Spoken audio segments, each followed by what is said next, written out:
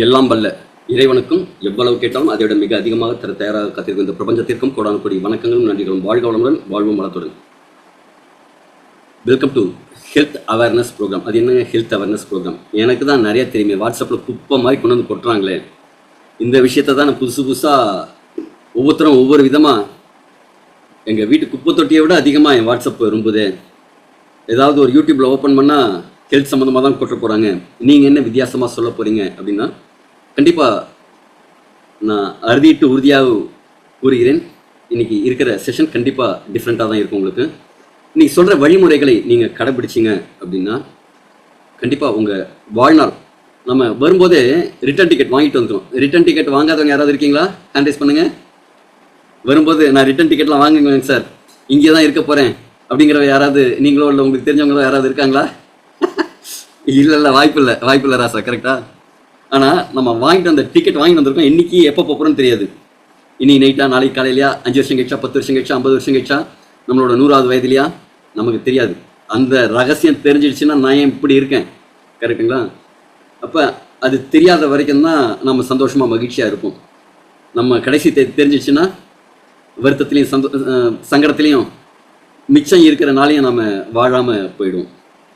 அப்போ நமக்கு என்னி வரைக்கும் இருக்க போகிறோம்னு தெரியாது, ஆனால் எப்படி இருக்கணும் அப்படின்னு நம்ம முடிவு பண்ணலாமா? அந்த முடிவு நம்ம கையில் இருக்கா? நம்ம எஞ்சிய வாழ்நாளை ஆரோக்கியமாக, சந்தோஷமாக, மகிழ்ச்சியாக கழிக்கணுமா? இல்லைன்னா அல்லல் பட்டு, துன்பப்பட்டு, துயரப்பட்டு, கஷ்டப்பட்டு, இதை மாதிரி பட்டு போய் சேரணுமா? முடிவு யார் கையில் இருக்குங்க? நம்ம கையில். அப்போ அந்த முடிவை எடுக்கணும் அப்படின்னா நம்ம எந்த பாதையில் போகணும், எப்படி செஞ்சால் இந்த இன்சான் உடம்பு இருக்குல்ல, இதை எப்படி நாம் ஆரோக்கியமாக பாதுகாக்கிறது, இந்த வழி தெரிஞ்சாச்சுன்னா கடைசி நாள் வரைக்கும் நாம் சொல்கிறத நம்ம உடம்பு கேட்கும், கரெக்டுங்களா? இல்லை அப்படின்னா நிறைய பேர் பார்த்துருப்பீங்க, முடியாமல் தள்ளாமைங்கிறது வேற, முடியாமைங்கிறது வேற. தள்ளாமைங்கிறது வயதாக தள்ளாமை வரும். ஆனால் சின்ன வயசுலேயே இன்றைக்கி நிறைய பேருக்கு முடிய மாட்டேங்குது, உடம்பு சரியில்லை, ஏதாவது ஒரு ரீசன் சொல்லிட்டு வேலை செய்கிறத அவாய்ட் பண்ணுறாங்க. உடம்பு ஆரோக்கியமாக இருந்ததுன்னா தான் நம்ம காசு சம்பாதிக்க முடியும், குடும்பத்தில் மகிழ்ச்சியாக இருக்க முடியும், நாம் சந்தோஷமாக நிம்மதியாக இருக்க முடியும். எல்லாத்துக்கும் ஒரே ஒரு விஷயம் சொல்லுவாங்க, சுவர் இருந்தால்தான் சித்திரம் வரைய முடியும்னு. அந்த சுவர் என்னங்க? நம்ம உடம்பு தான். நம்ம கடைசி வரை வரப்போகக்கூடிய நம்ம துணை யார்? அம்மா கிடையாது, அப்பா கிடையாது, கூட நம்ம கட்டிட்டு வந்திருக்கோம்ல, வாங்கிட்டு வந்த வரவன்னு இருக்குல்ல, வீட்லேயே கணவனாகவும் இருக்கலாம், மனைவியாக இருக்கலாம், அவங்களும் வரப்போகிறதில்ல. நம்ம பெற்ற பிள்ளைங்களும் காடு வரை வருவாங்க கொல்லி போகிறதுக்கு தான். கடைசி வரை நம்ம உடம்பு தான் வரப்போகுது. அப்போ இந்த உடம்பை நம்ம எப்படி பத்திரமா பார்த்துக்கணும்? எப்படி பத்திரமா பார்த்துக்கிட்டா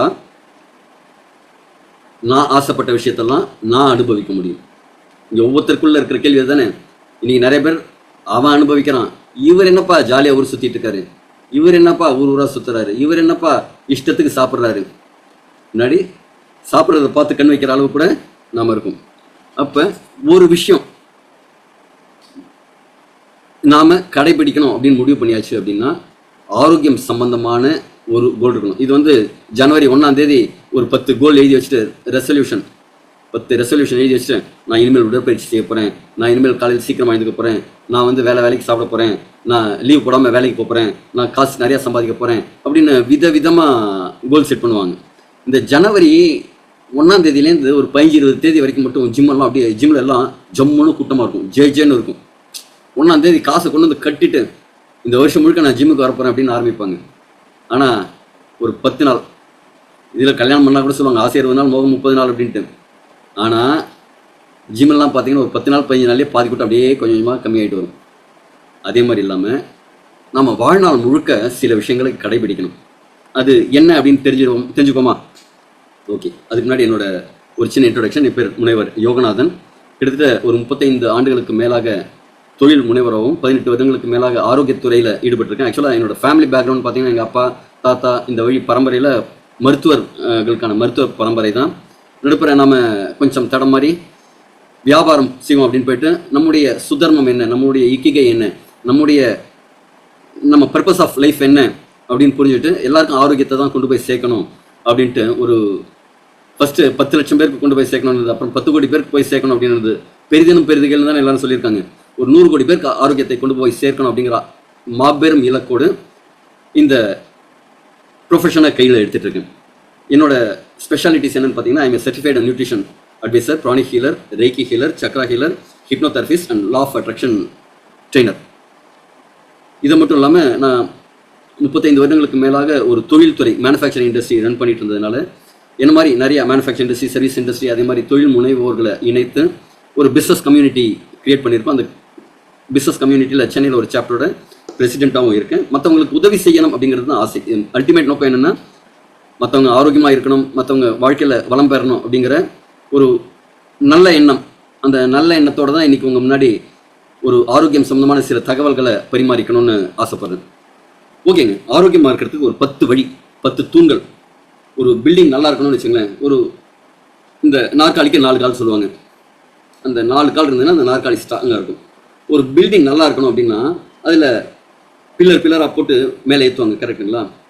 இந்த உடம்பு நல்லா இருக்கணும் அப்படின்னா ஒரு 10 பில்லர் சொல்ல போகிறேன். இப்போ அந்த 10 பில்லரை நீங்கள் கரெக்டாக ஃபாலோ பண்ணிங்க அப்படின்னா வாழ்க்கையில் ஆரோக்கியமாக இருக்கலாம். ஆரோக்கியமாக இருந்ததுன்னா நீங்கள் நினைக்கிறத எதையுமே சாதிக்கலாம். பணம் நிறையா சம்பாதிக்கணும் அப்படின்னா ஆரோக்கியமாக இருக்கணும். இன்றைக்கி நோய்வாய்ப்பட்ட மனிதர் யாரையாவது பாருங்கள், கடனாளியாக போயிருப்பாங்க. என்ன தான் இன்சூரன்ஸ் எடுத்து வச்சிருந்தாலும் இன்சூரன்ஸுங்கிறது என்னங்க, ஒரு பங்கு தருவாங்க. வேலைக்கு போக முடியாது, ஒரு 6 மாதம் வேலைக்கு போகாமல் வீட்டில் இருக்கிற மாதிரி இருக்கும். இவர் வீட்டில் இருக்கிறதுனால வீட்டில் பசங்க பொண்டாட்டி எல்லாரும் கூட இங்கே இருக்கணும். அப்போ பணம் சம்பாதிக்கிறதுக்கான வாய்ப்பு இல்லாமல் போயிடும். பாசிவ் இன்கம் ஸ்ட்ரீம் எதுவும் இல்லாமல் நம்ம தூங்கிட்டு இருந்தாலும் வருமானம் வர மாதிரி ஒரு 10 வீடு வாடகை கட்டி விட்டு வாடகை வர மாதிரி ஒரு செட்டப்லாம் பண்ணலன்னு வச்சுக்கோங்க. அதெல்லாம் எங்கே பண்ணுறதுங்க? மாத கடைசியாச்சுன்னா யார்கிட்ட கடன் வாங்கலாம் அப்படிங்கிற மாதிரி சுச்சுவேஷனில் தான் இருக்கும். அப்படின்னா நம்ம முதல்ல செய்ய வேண்டியது என்னென்னா, நம்ம ஆரோக்கியத்துக்கு முக்கியமாக முதலீடு செய்யணும். அது வெறும் பணம் மட்டும் இல்லை, நேரமும் உண்டு, சிறிது உழைப்பும் உண்டு, சிறிது செயலும் உண்டு. இதெல்லாம் விட நம்ம மைண்ட் செட்டு, நம்ம ஆரோக்கியத்துக்காக கொஞ்சம் நேரம் ஒதுக்கணும், இந்த உடம்பை பத்திரமா பார்த்துக்கணும் அப்படின்ட்டு. சில பேர் வண்டி வாங்குவாங்க, வண்டியை வாங்கிட்டு அவங்க சொல்லுவாங்க, ஃபஸ்ட்டு ஒரு 1000 கிலோமீட்டருக்கு ஒரு 40லேயே போங்க சார், அப்போ தான் இன்ஜின் வந்து கொஞ்சம் சீசன் ஆகும், இல்லைன்னா சீஸ் ஆகிடும் அப்படின்லாம் சொல்லிட்டு சொல்லுவாங்க. ஆனால் எடுத்த உடனே அப்படியே ஃபுல் த்ராட்டில் மீதி எவ்வளோ ஸ்பீடு போகுதுன்னு பார்ப்போம் அப்படின்ட்டு. இன்றைக்கி நிறையா மக்கள் எப்படி செய்கிறாங்க, எனக்கு தெரிஞ்ச ஒரு நண்பர் 58 வயசாகும்போது ரிட்டையர் ஆகும்போது அவர் என்ன வருமானம் வாங்கினார், அந்த மாத சம்பளம், அவரோட டாக்டர் என்ஜினியரிங் முடிச்சுட்டு ஒரு ஐடி கம்பெனியில் போய் ஜாயின் பண்ணுறாங்க. ஃபஸ்ட்டு மந்த் சேலரி, அவர் 40 வருடம் உழைத்த பிறகு அவருக்கு என்ன வருமானம் கிடைத்தது ஒரு மாதத்திற்கு, அந்த ஒரு மாத வருமானத்தை இந்த பொண்ணு சேர்ந்த மாதம் வாங்குறாங்க. அப்பாவுக்கு எவ்வளோ சந்தோஷமாக இருக்கும், ரொம்ப சந்தோஷம். ஈன்ற தன் மகனை சான்றோன் எனக்கு கேட்ட தாய் அப்படிம்பாங்க. ஈன்ற பொழுது பெரிதும் தன் மகனை சான்றோன் எனக்கு கேட்ட தாய்னு. ஒரு நாளாக சம்பாதிக்கிறாங்க நம்ம பசங்க அப்படின்னா எவ்வளோ பெரிய சந்தோஷமாக இருக்கும். ஆனால் அந்த சந்தோஷம் எத்தனை நாளைக்கு தெரியுமா? அடுத்த 3 வருஷம் 4 வருஷம் தான். அந்த டாக்டருக்கு இப்போ பார்த்தீங்கன்னா நிறையா பிரச்சனைகள், ஆரோக்கிய பிரச்சனைகள். அவங்களால வேலைக்கு போக முடியல, அவங்க குழந்தைய பார்த்துக்க முடியல, அவங்க வீட்டில் வேலை செய்யறதுக்கே ஒரு 2 பேர் ஆளை போட்டு, குழந்தைய பார்த்துக்கு ஒரு ஆள் போட்டு அப்படி செய்ய வேண்டிய சூழ்நிலை. 4 வருஷத்தில் அந்த ஐடி கம்பெனியில் அவங்க சக்கையாக புழிஞ்சு எடுத்துட்டாங்க. இதே சுச்சுவேஷன் தான் நிறைய பேருக்கு வேலை செய்யறதுக்கான சுச்சுவேஷன். அப்போ நாம் பணத்துக்காக நிறையா முன்னுரிமை கொடுக்குறோம், ஆனால் நம்ம ஆரோக்கியத்துக்காக கொடுக்குற முன்னுரிமை தான் மிகப்பெரிய செல்வம். இது புரிஞ்சதுன்னா இந்த செஷன் உங்களுக்கு பெட்டராக புரியும். இது மேபி ஒரு 60லேருந்து ஒரு 80 நிமிடம் கூட இருக்கலாம். கண்டிப்பாக இது நான் சில லட்சங்கள் பணம் செலவு செஞ்சு, அதாவது முதலீடு செஞ்சு, செலவுன்னு சொல்லக்கூடிய ஆரோக்கியத்துக்காக எது செஞ்சாலும் அந்த செலவு கிடையாது. நான் சில லட்சங்கள் இந்த ஞானத்துக்காக முதலீடு செஞ்சு பெற்ற ஞானத்தை உங்களுக்கு உங்கள் நண்பர் கூப்பிட்டுருக்கார் பாருங்கள், அவருக்கு ஒரு நன்றி சொல்லிடுங்க. உங்களுக்கு இந்த பிரபஞ்சம் இலவசமாக கொடுக்குது. இலவசமாக கொடுக்குற எதுக்குமே பெரிய மதிப்பு கிடையாது. ஆனால் இது பல லட்சங்கள் நீங்கள் செலவு செஞ்சு கிடைக்கக்கூடிய ஞானத்தை அட்லீஸ்ட் அடுத்த ஒரு 60 நிமிடம் எனக்காக இந்த ஞானத்தை பெறுவதற்காக ஒதுக்கி இந்த செஷன் அட்டன் பண்ணுங்க. All the very best. இப்போ வெல்னஸ்னா என்னங்க? உடல் மனம் எல்லாமே ஆரோக்கியமாக இருக்கணும். யோகா அப்படிங்கிறது பாடி அண்ட் மைண்டை வந்து ஒரே நேர்கோட்டில் ஒரே லயத்தில் கொண்டு வரது தான் இந்த யோகா அப்படிங்கிறது. அப்போ இந்த கொள்கைகளை நீங்கள் வாழ்க்கையில் கடைபிடிச்சிங்கன்னா, இந்த 10 பில்லர்ஸை நீங்கள் அடாப்ட் பண்ணிங்க அப்படின்னா கண்டிப்பாக வாழ்க்கையில் முன்னேற முடியும். சரி, ஃபஸ்ட்டு இந்த நீர் அப்படிங்கிற ஒரு விஷயத்தில் பார்ப்போம். இந்த பிரபஞ்சத்தில் இல்லை, இந்த உலகில் நீரின்றி அமையாத உலகம்பாங்க. உலகத்தில் 70% நீர், கரெக்டுங்களா? நம்ம உடம்புலையும் 70% நீர். அண்டத்தில் உள்ளது தான் பிண்டம். பிண்டம்னா நம்ம உடலை தான் பிண்டம்னு சொல்லுவாங்க. அண்டத்தில் உள்ளது தான் பிண்டத்திலையும் இருக்குது அப்படிம்பாங்க. அங்கே இருக்கிற 70% நீர் நம்ம உடம்புலையும் இருக்கும். அப்போ அந்த நீருக்கு எவ்வளோ மரியாதை கொடுக்கணும், என்ன செய்யணும் அப்படின்னா, ஜென்ரலாக எல்லாரும் தண்ணி குடிக்கிறதா இருந்தால் எடுத்து அப்படியே வச்சுட்டு பாட்டில் வச்சுட்டு அப்படியே கபகபான்னு குடிக்கிறது. அது என்ன செய்யணும்னா நேர வயருக்கு போகும், அது நிறைய பாதிப்பை உருவாக்கும். தண்ணி எப்படி குடிக்கணும் அதுக்கு ஒரு முறை இருக்குது. எப்போதுமே தண்ணியை உட்காந்துட்டு தான் குடிக்கணும், நின்றுட்டு குடிக்கக்கூடாது. காரணம் என்ன அப்படின்னா உங்களுக்கு கிட்னிக்கு இல்லைனா ஓவர்லோட் ஆகிடும். நீங்கள் உட்காந்து தண்ணி குடிச்சிங்க அப்படின்னா அது உடம்புல இருக்கிற ஒவ்வொரு செல்லுக்கும் கொண்டு போய் சேர்க்க வேண்டிய வேலை நடக்கும். நம்ம உடம்புல இருக்கிற செல்லுக்கு நிறையா தண்ணீர் தேவைப்படும். அது ஆரோக்கியமாக இருக்கிறதுக்கு நல்ல நீர், ஒமேகா 3 போன்ற ஃபேட்டி ஆசிட்ஸு, ஆக்சிஜன் எல்லாமே வேணும். அப்போ நீர் எப்போ போகும் அப்படின்னா நீங்கள் உட்காந்து குடிக்கணும். எங்கள் வீட்டில் எங்கள் சின்ன வயசாக இருக்கும்போது பனிஷ்மெண்ட் ஒன்று, நான் தண்ணியெல்லாம் நாங்கள் நின்றுட்டு குடிச்சோன்னு வச்சுங்களேன் 10 டோப்பு கண்ணு போட்டு சொல்லுவாங்க. உட்காந்து தான் தண்ணி குடிக்கணும் அப்படிங்கிறது ரூல். இந்த பழக்கம்லாம் இப்போ இருக்கிற ஜென்ரேஷனில் இல்லை, அது மாற்றுங்க. அதே மாதிரி தண்ணியை வந்து வாயில் விட்டு மென்று சாப்பிடணும். Drink the food eat the water அப்படிம்பாங்க. தண்ணீரை கடித்து சாப்பிட்ற மாதிரி கொஞ்சம் கொஞ்சமாக உமிழ்நீரோடு கலந்து குடிக்கணும். அதே மாதிரி நிறைய பேர் செய்கிற மிஸ்டேக் என்னென்னா சில்லுன்னு வாட்டர் குடிக்கிறது. அதுவும் குறிப்பாக வெயிலில் போயிட்டு வந்து உடனே சில்லுன்னு வாட்டர் குடிப்பாங்க. வெளியில் இருக்கிற சீதோஷனால உள்ளே வரும்போது மாறுது. இதில் தண்ணி நம்ம குடித்தோம் அப்படின்னா பாடியோட மெட்டபாலிசம் ரேட்டே மாறிடும். நம்ம உடம்புல கண்ட்ரோல் பண்ணுறதுக்கு அது ட்ரிபிள் வார்மர்னு ஒரு ஹீட்டர் ஒன்று இருக்குது. வெளி சூழ்நிலைக்கும் உள் சூழ்நிலைக்கும் ஒரு சமன்படுத்துகிற ஒரு விஷயம் இருக்குது. இப்போ வெளியில் பயங்கர ஹீட்டு, உள்ளே வந்து தண்ணி நம்ம சில்லுன்னு கொடுத்தோன்னு வச்சுங்க, அது அப்படியே திணறி போயிடும். நீங்கள் போய் நின்னீங்கன்னு வச்சுக்கோங்க, கடுமையான வெயில் கொளுத்துற போகி கொளுத்துவாங்க, கேள்விப்பட்டிருக்கீங்களா? அங்கே நின்னாலும் நல்ல ஹீட்டாக இருக்கும், அங்கேயே நிற்க முடியும். பனி பெய்யும், பனி மலைக்கிட்டு பக்கத்தில் போய் நின்னாலும் உங்கள் உடம்பு உயர்த்துக்கும். எப்படிங்க? நம்ம உடம்புக்கு ஒரு அட்ஜஸ்ட்மெண்ட் பவர் இருக்குது. ஆனால் இன்ஸ்டண்ட்டாக நீங்கள் கொடுத்தீங்கன்னா ரொம்ப கஷ்டப்படும். நீங்கள் ரூம் டெம்பரேச்சரில் வாட்டர் குடிக்கிறது தான் எப்போதுமே பெட்டர். இதை விட பெட்டர் என்ன அப்படின்னா உங்கள் மெட்டபாலிசம் ரேட்டை இன்க்ரீஸ் பண்ணுறதுக்கு வார்ம் வாட்டர் குடிக்கலாம். ரொம்ப சூடான தண்ணியில் கொஞ்சம் வார்ம் வாட்டர். காலையில் வெதுப்பாக 2 கிளாஸ் வாட்டர் குடிக்கிறதுங்கிறது உங்களோட கழிவுகளை நீக்கிறதுக்கெல்லாம் ரொம்ப சப்போர்ட் பண்ணும். நிறைய பேருக்கு ஒரு சந்தேகம் இருக்கும், நான் எவ்வளோ தண்ணி குடிக்கணும் அப்படிங்கிறதுக்கு. உங்கள் எடை எவ்வளோ இருக்கோ இன்ட்டு 35 ml ஒரு நாளைக்கு. ஓகே, இப்போ ஜென்ரலாக நாம் என்ன வெயிட் இருக்கோமோ இன்ட்டு 35 ml. இப்போ உதாரணத்துக்கு ஒருத்தர் 60 கிலோ இருக்காருன்னா 60 × 35 2100 ml தண்ணி குடிக்கணும். ஓகேவா? இது வந்து கூட இருந்தாலும் கம்மியாக இருந்ததுனாலும் பிரச்சனை இல்லை. இதை விட அதிகமாக குடிக்கிறது நல்லது தான். டீடாக்சிஃபிகேஷன் ப்ராசஸ்க்கு இது ரொம்ப யூஸ்ஃபுல்லாக இருக்கும். ஜென்ரலாக தண்ணியை பிளாஸ்டிக் பாட்டிலில் குடிக்கிறத அவாய்ட் பண்ணுங்கள்.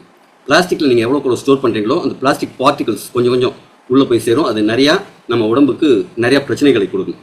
சரியான முறை என்னென்னா நம்ம முன்னோர்கள் பானையில் தான் வைப்பாங்க தண்ணி, இல்லை அப்படின்னா செப்பு பாத்திரத்தில். இது ரெண்டுத்துலையும் வச்சு தண்ணி குடிக்கிறது நல்லது. ஆக்சுவலி ஸ்ட்ரக்சர்டு வாட்டர்னு ஒன்று இருக்குது. நீங்கள் இதை எடுக்கிறதுக்கு நான் தனியாக ஒரு 1/2 மணி நேரம் வேணும், அந்த ஸ்ட்ரக்சர் வாட்டர் அப்படிங்கிற விஷயத்தை எடுக்கிறதுக்கு. இன்னொரு நாள் முடிஞ்சுன்னா அதை பற்றி இன்னும் டீட்டெயிலாக பார்ப்போம்.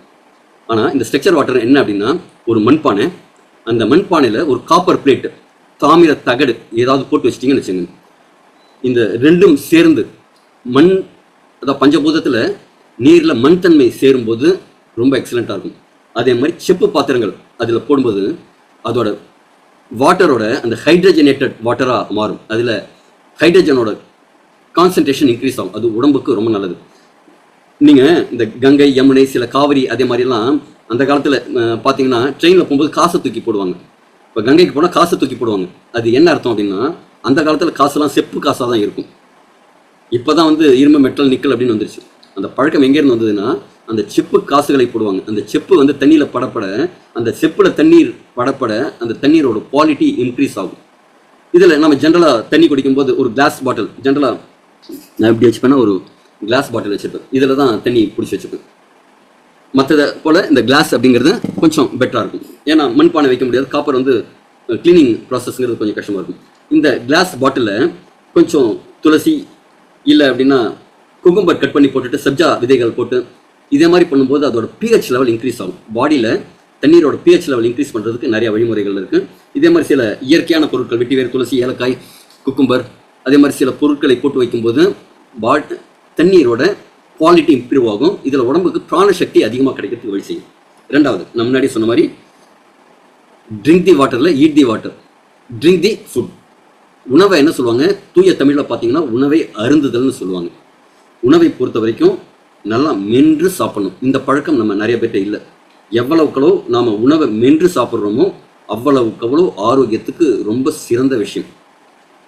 இப்போ இந்த ஃபுட்டை வந்து சாப்பிட்றதுக்காகவே 50க்கும் மேற்பட்ட வழிமுறைகள் இருக்குது.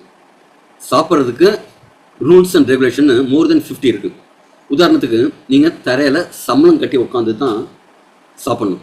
நீங்கள் கால் தொங்க போட்டுட்டு டைனிங் டேபிள் வச்சு சாப்பிட்டீங்கன்னா நம்ம சக்தி ஓட்டம் உடம்பு முழுக்க பாயும், கால் வரைக்கும் பாயும்.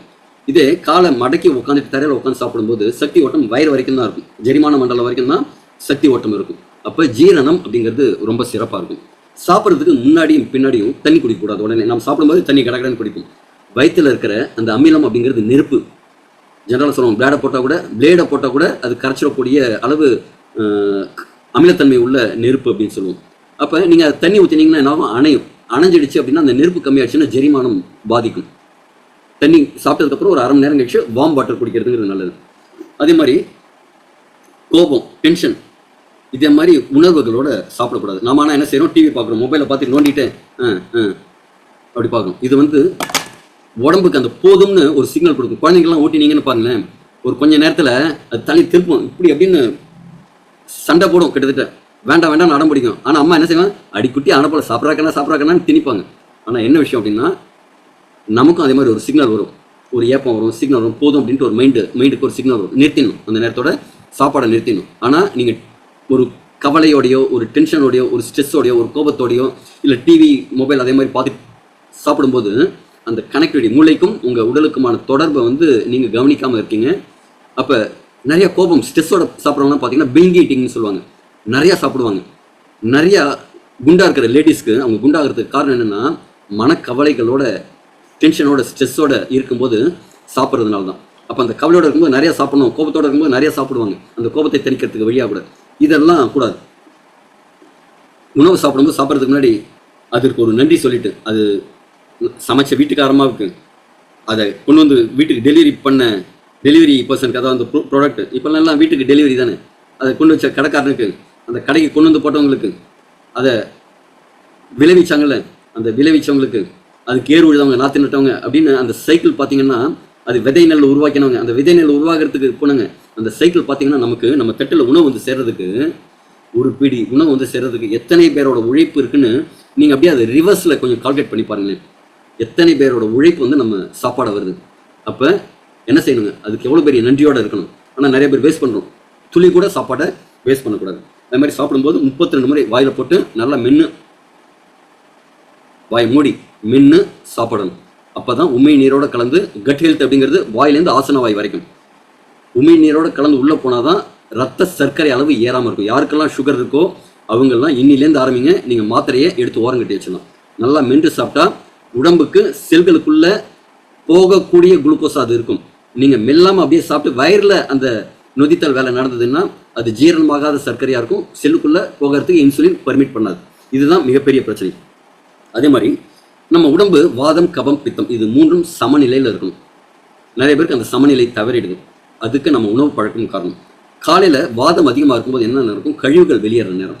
பகலில் பித்தம் அதிகமாக இருக்கும்போது ஜெரிமானம் பீக்கில் இருக்கிற நேரம். நீங்கள் பகலில் எவ்வளவு சாப்பிட்டாலும் நல்லது. ஜென்ரலாக சூரிய உதயத்துக்கு அப்புறம் சாப்பிடக்கூடாது அப்படிம்பாங்க. நீங்கள் இரவு உணவை 7 மணிக்குள்ளே முடிச்சிடணும். இதுக்கு ஒரு உதாரணம் என்ன சொன்னோன்னா, காலையில் இஞ்சி, நண்பகல் சுக்கு, மாலையில் கடுக்காய் சாப்பிட்டுட்டு வந்தால் கிழவனும் குமரன் போல இருக்கலாம் அப்படின்ட்டு ஒரு பழமொழி உண்டு. ஆக்சுவலி கடுக்காய்ங்கிறது நம்ம உணவு உண்டதுக்கு அப்புறமா கடைசியாக அந்த கடுக்காய் இப்படி சாப்பிடணும். அதுதான் அந்த டீடாக்சிஃபிகேஷனுக்கு சப்போர்ட் பண்ணக்கூடிய ஒரு விஷயமா இருக்கும். அது ஏன் மாலைன்னு சொன்னாங்க, நைட்டுன்னு சொல்லாமல்? காரணம் என்னென்னா, நம்ம முன்னோர்கள்லாம் இந்த இரவு உணவுங்கிறத மாலை 5 மணிக்கு எடுத்துருவாங்க. 5 மணிக்கு எடுத்துகிட்டு கொஞ்சம் நேரம் கழிச்சு இந்த கடுக்காய் பொடியை சாப்பிட்றது பழக்கம். அதனால தான் காலையில் இஞ்சி, நண்பகல் சுக்கு, மாலையில் கடுக்காய் அப்படின்னு சொன்னாங்க, இரவில் கடுக்காயில். அதனால் இரவு உணவுங்கிறது அதிகபட்சம் 7 மணிக்குள்ளே நம்ம முடிச்சணும். இது முடிச்சாச்சுன்னா அதுக்கு அடுத்த நேரம் அப்படிங்கிறது கபத்துக்கான நேரம். கபங்கிறது குளிர்ச்சி அதிகமாக இருக்கும்போது நீங்கள் சாப்பிட்டீங்கன்னா அந்த சாப்பாடு ஜெரிமானம் ஆகாது. அது கொஞ்சம் ஜெரிமானாலும் அது கிளைக்கோஜனாக மாறி அடிப்போஸ் டிஷ்யூஸில் ஃபேட்டாக மாறி உங்களுக்கு தொப்பை போடும். லேடிஸான பிரெஸ்ட்டு, இந்த ஆர்ம்ஸ் பிட்டெல்லாம் உங்களுக்கு பெருசாகிட்டே போகும். இதனால தான் நிறைய பிரச்சனைகள், ஆரோக்கிய பிரச்சனைகள் வருது. அதே மாதிரி நம்ம உணவில் அறுசுவையும் இருக்கணும். இன்றைக்கி காரம் நிறையா இருக்குது, இனிப்பு நிறையா இருக்குது, உப்பு நிறையா இருக்குது, புளிப்பும் நிறையா இருக்குது. இந்த கசப்பு, துவர்ப்புங்கிற 2 விஷயமும் நம்ம உணவுலேருந்து மறைந்துக்கிட்டே வருது. இதெல்லாம் நம்ம உணவில் சேர்த்து எடுக்கணும். அறுசுவையும் இருக்கணும். அதே மாதிரி கடைசி இந்த அறுசுவைக்கு இன்னொரு டெஃபினிஷன் நம்ம ப்ராடக்ட் வரும்போது சொல்கிறேன். இனிப்புங்கிறது உடலுக்கு பலத்தை தரும். துவர்ப்புங்கிறது காயத்தை ஆற்றும், ரத்த ஓட்டத்தை இன்க்ரீஸ் பண்ணும். காரம் அப்படிங்கிறது வளர்சிதை மாற்றம், அந்த மெட்டபாலிக் ரேட்டை இன்க்ரீஸ் பண்ணி கொடுக்கும், கபத்தை குறைக்கும். புளிப்புங்கிறது ஜெரிமானத்தை தூண்டும், பசி அதிகரிக்கும். உப்புத்தன்மை அப்படிங்கிறது சுவையை அதிகரித்து கொடுக்கும், வாட்டர் பேலன்ஸை பண்ணி கொடுக்கும். கசப்பு அப்படிங்கிறது நம்ம தோலுக்கெல்லாம் ரொம்ப நல்லது. தோலில் யாருக்காவது பிரச்சனை இருக்குது அப்படின்னா இந்த தோலில் டாக்ஸிஸ் அக்குமுலேஷன், அதுக்கு கசப்பு சுவைங்கிறது ரொம்ப பெட்டர், ரத்தத்தை சுத்தம் செய்யும். இந்த 6 சுவைகளும் நம்ம உணவில் இருக்கணும். அதே மாதிரி நம்ம உணவில் எல்லா கலரும் இருக்கணும். வானவில் டயட்னு தான் சொல்லுவாங்க. வானவில்ங்கிறது என்னங்க, கிட்டத்தட்ட 7 கலர் இருக்கும். அதே மாதிரி சிவப்பு, ஆரஞ்சு, பச்சை, மஞ்சள், பர்பிள், ஒயிட்டு, இது எல்லா கலர்லேயுமே இருக்கும். ஒவ்வொரு கலருக்கும் ஒவ்வொரு ஸ்பெஷாலிட்டி இருக்கும். இப்போ ரெட்டு பார்த்தீங்கன்னா ஹார்ட் ஹெல்த்துக்கு நல்லது, ஆரஞ்சு பார்த்தீங்கன்னா கண் பார்வைக்கு நல்லது, கேரட்டை நிறையா சாப்பிடுங்க அது கண்ணுக்கு நல்லது அப்படின்னு சொல்லுவாங்க. கரெக்டாக அந்த கேரட்டில் இருக்கிற கராட்டினாய்டு அப்படிங்கிற ஒரு விஷயம் அந்த ஆரஞ்சு கலரோட சேர்ந்தது. அதே மாதிரி மஞ்சள் இம்யூனிட்டி இன்க்ரீஸ் பண்ணும். பச்சை கலர் வந்து டாக்ஸின் ரிமூவலுக்கு பெட்டராக இருக்கும். இந்த பர்பிள் கலர் அப்படிங்கிறது மூளைக்கு வந்து ஒரு ஆற்றலை கொடுக்கக்கூடிய ஒரு விஷயம். ஒவ்வொரு கலரும் உடம்புக்கு ஒரு ரிப்பேரிங் எஃபெக்ட், அதை வந்து ரொம்ப எக்ஸலண்ட்டாக பண்ணும். அதனால் நம்ம உணவில் இந்த வண்ணங்கள் இருக்கும். ஆனால் நம்ம சமைக்கும் போது என்ன ஆகுதுங்க, அந்த வண்ணங்கள்லாம் கரிஞ்சு தீஞ்சு போயிடும். அதனால் பச்சையாக என்னென்ன நம்ம உணவு, பச்சை அப்படின்னா பச்சை மட்டும் இல்லை, இந்த கலர்ஃபுல்லாக வேக வைக்காத சில விஷயங்கள் நம்ம உணவில் எடுத்துக்கணும். அடுத்தது 3வது பில்லர் தூக்கம். உணவு பார்த்தோம், நீர் பார்த்தோம், அடுத்தது இப்போ தூக்கம். இப்போ தூக்கம் எதற்காக அப்படின்னா, ஒவ்வொரு நாளும் நம்ம பேட்டரி ஃபோனை யூஸ் பண்ணுறோம், காலையிலேருந்து நைட்டுக்குள்ளே அது இறங்கிடுது சார்ஜ், அதுக்கப்புறம் திருப்பி ஒரு சார்ஜ் போடுறோம். அதே மாதிரி நமக்கு சார்ஜ் போடுற நேரம் அப்படிங்கிறது இரவு நேரம், தூங்குற நேரம். நிறைய பேர் இன்றைக்கி என்ன செய்கிறாங்க, நைட்டில் வேலை செஞ்சுட்டு பகலில் தூங்குறாங்க. இது பாதிப்பை கொடுக்குமா உடம்புக்குன்னா 100% பாதிப்பை கொடுக்கும். அதற்கு என்ன செய்யணும், பெஸ்ட் ஆப்ஷன், நீங்கள் பணம் முக்கியமாக ஆரோக்கியம் முக்கியமாக, ஆரோக்கியம் தான் முக்கியம் அப்படின்னா நீங்கள் டே டைத்தில் வேறு ஏதாவது வேலைக்கு சேர வேண்டியது தான். நைட்டு தான் வேலை செஞ்சு நான் நைட்டு தான் சம்பாதிக்கணும் அப்படின்னா ஆரோக்கியத்தை இழக்கிறதுக்கும் நீங்கள் மனதளவில் தயாராக இருக்கணும். அப்போ தூங்குறதுங்கிறது ஒவ்வொருத்தரும் மினிமம் ஒரு 6 மணி நேரம், அதிகபட்சம் 8 மணி நேரம். அதுக்கு மேலே தூங்கினாலும் நோய் தான். 6 மணி நேரத்துக்கு குறைவாக தூங்கினாலும் உடம்புக்கு வந்து அந்த போதுமான ஓய்வு இருக்காது. இப்போ நைட்டு 10 மணிக்குள்ளே நீங்கள் படுத்துடணும். இப்போ 10 மணிக்கு நீங்கள் தூங்கணும் அப்படின்னா ஒரு 3லேருந்து 4 மணி நேரம் முன்னாடியே நீங்கள் சாப்பிட்ருக்கணும். ஏன்னா சாப்பிட்டுட்டு உடனே படுத்தோன்னு வச்சுங்களேன், உடம்புல ரிப்பேரிங் ஒர்க்கெல்லாம் நடக்காது.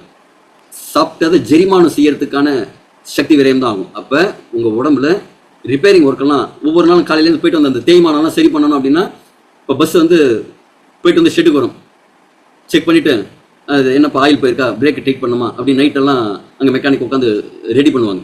அதே மாதிரி நம்ம உடம்பு நாள் முழுக்க உழைத்த களைப்பு போய் சரி பண்ணிக்கிறதுக்கான நேரம். இது மட்டும் இல்லை, பிரபஞ்சத்தோடு நம்ம கனெக்ட் பண்ணிக்கிறது. நமக்கு எனர்ஜி எங்கேருந்து வருதுன்னா பிரபஞ்சத்திலேருந்து வருது. அதுக்கு நைட்டு நேரம் தான் கரெக்ட். அதே மாதிரி சர்க்காடியன் ரிதம், நம்ம உடம்புங்கிறது சூரியனோட இயல்போட இயங்கிக்கிட்டு இருக்கு. பகலில் தூங்கினா அது செட் ஆகாது. பகலில் நல்ல வெளிச்சத்தில் இருக்கணும், வெயிலில் இருக்கணும், உடம்புல வெயில் படுற மாதிரி வெளிச்சம் படுற மாதிரி இருக்கணும்.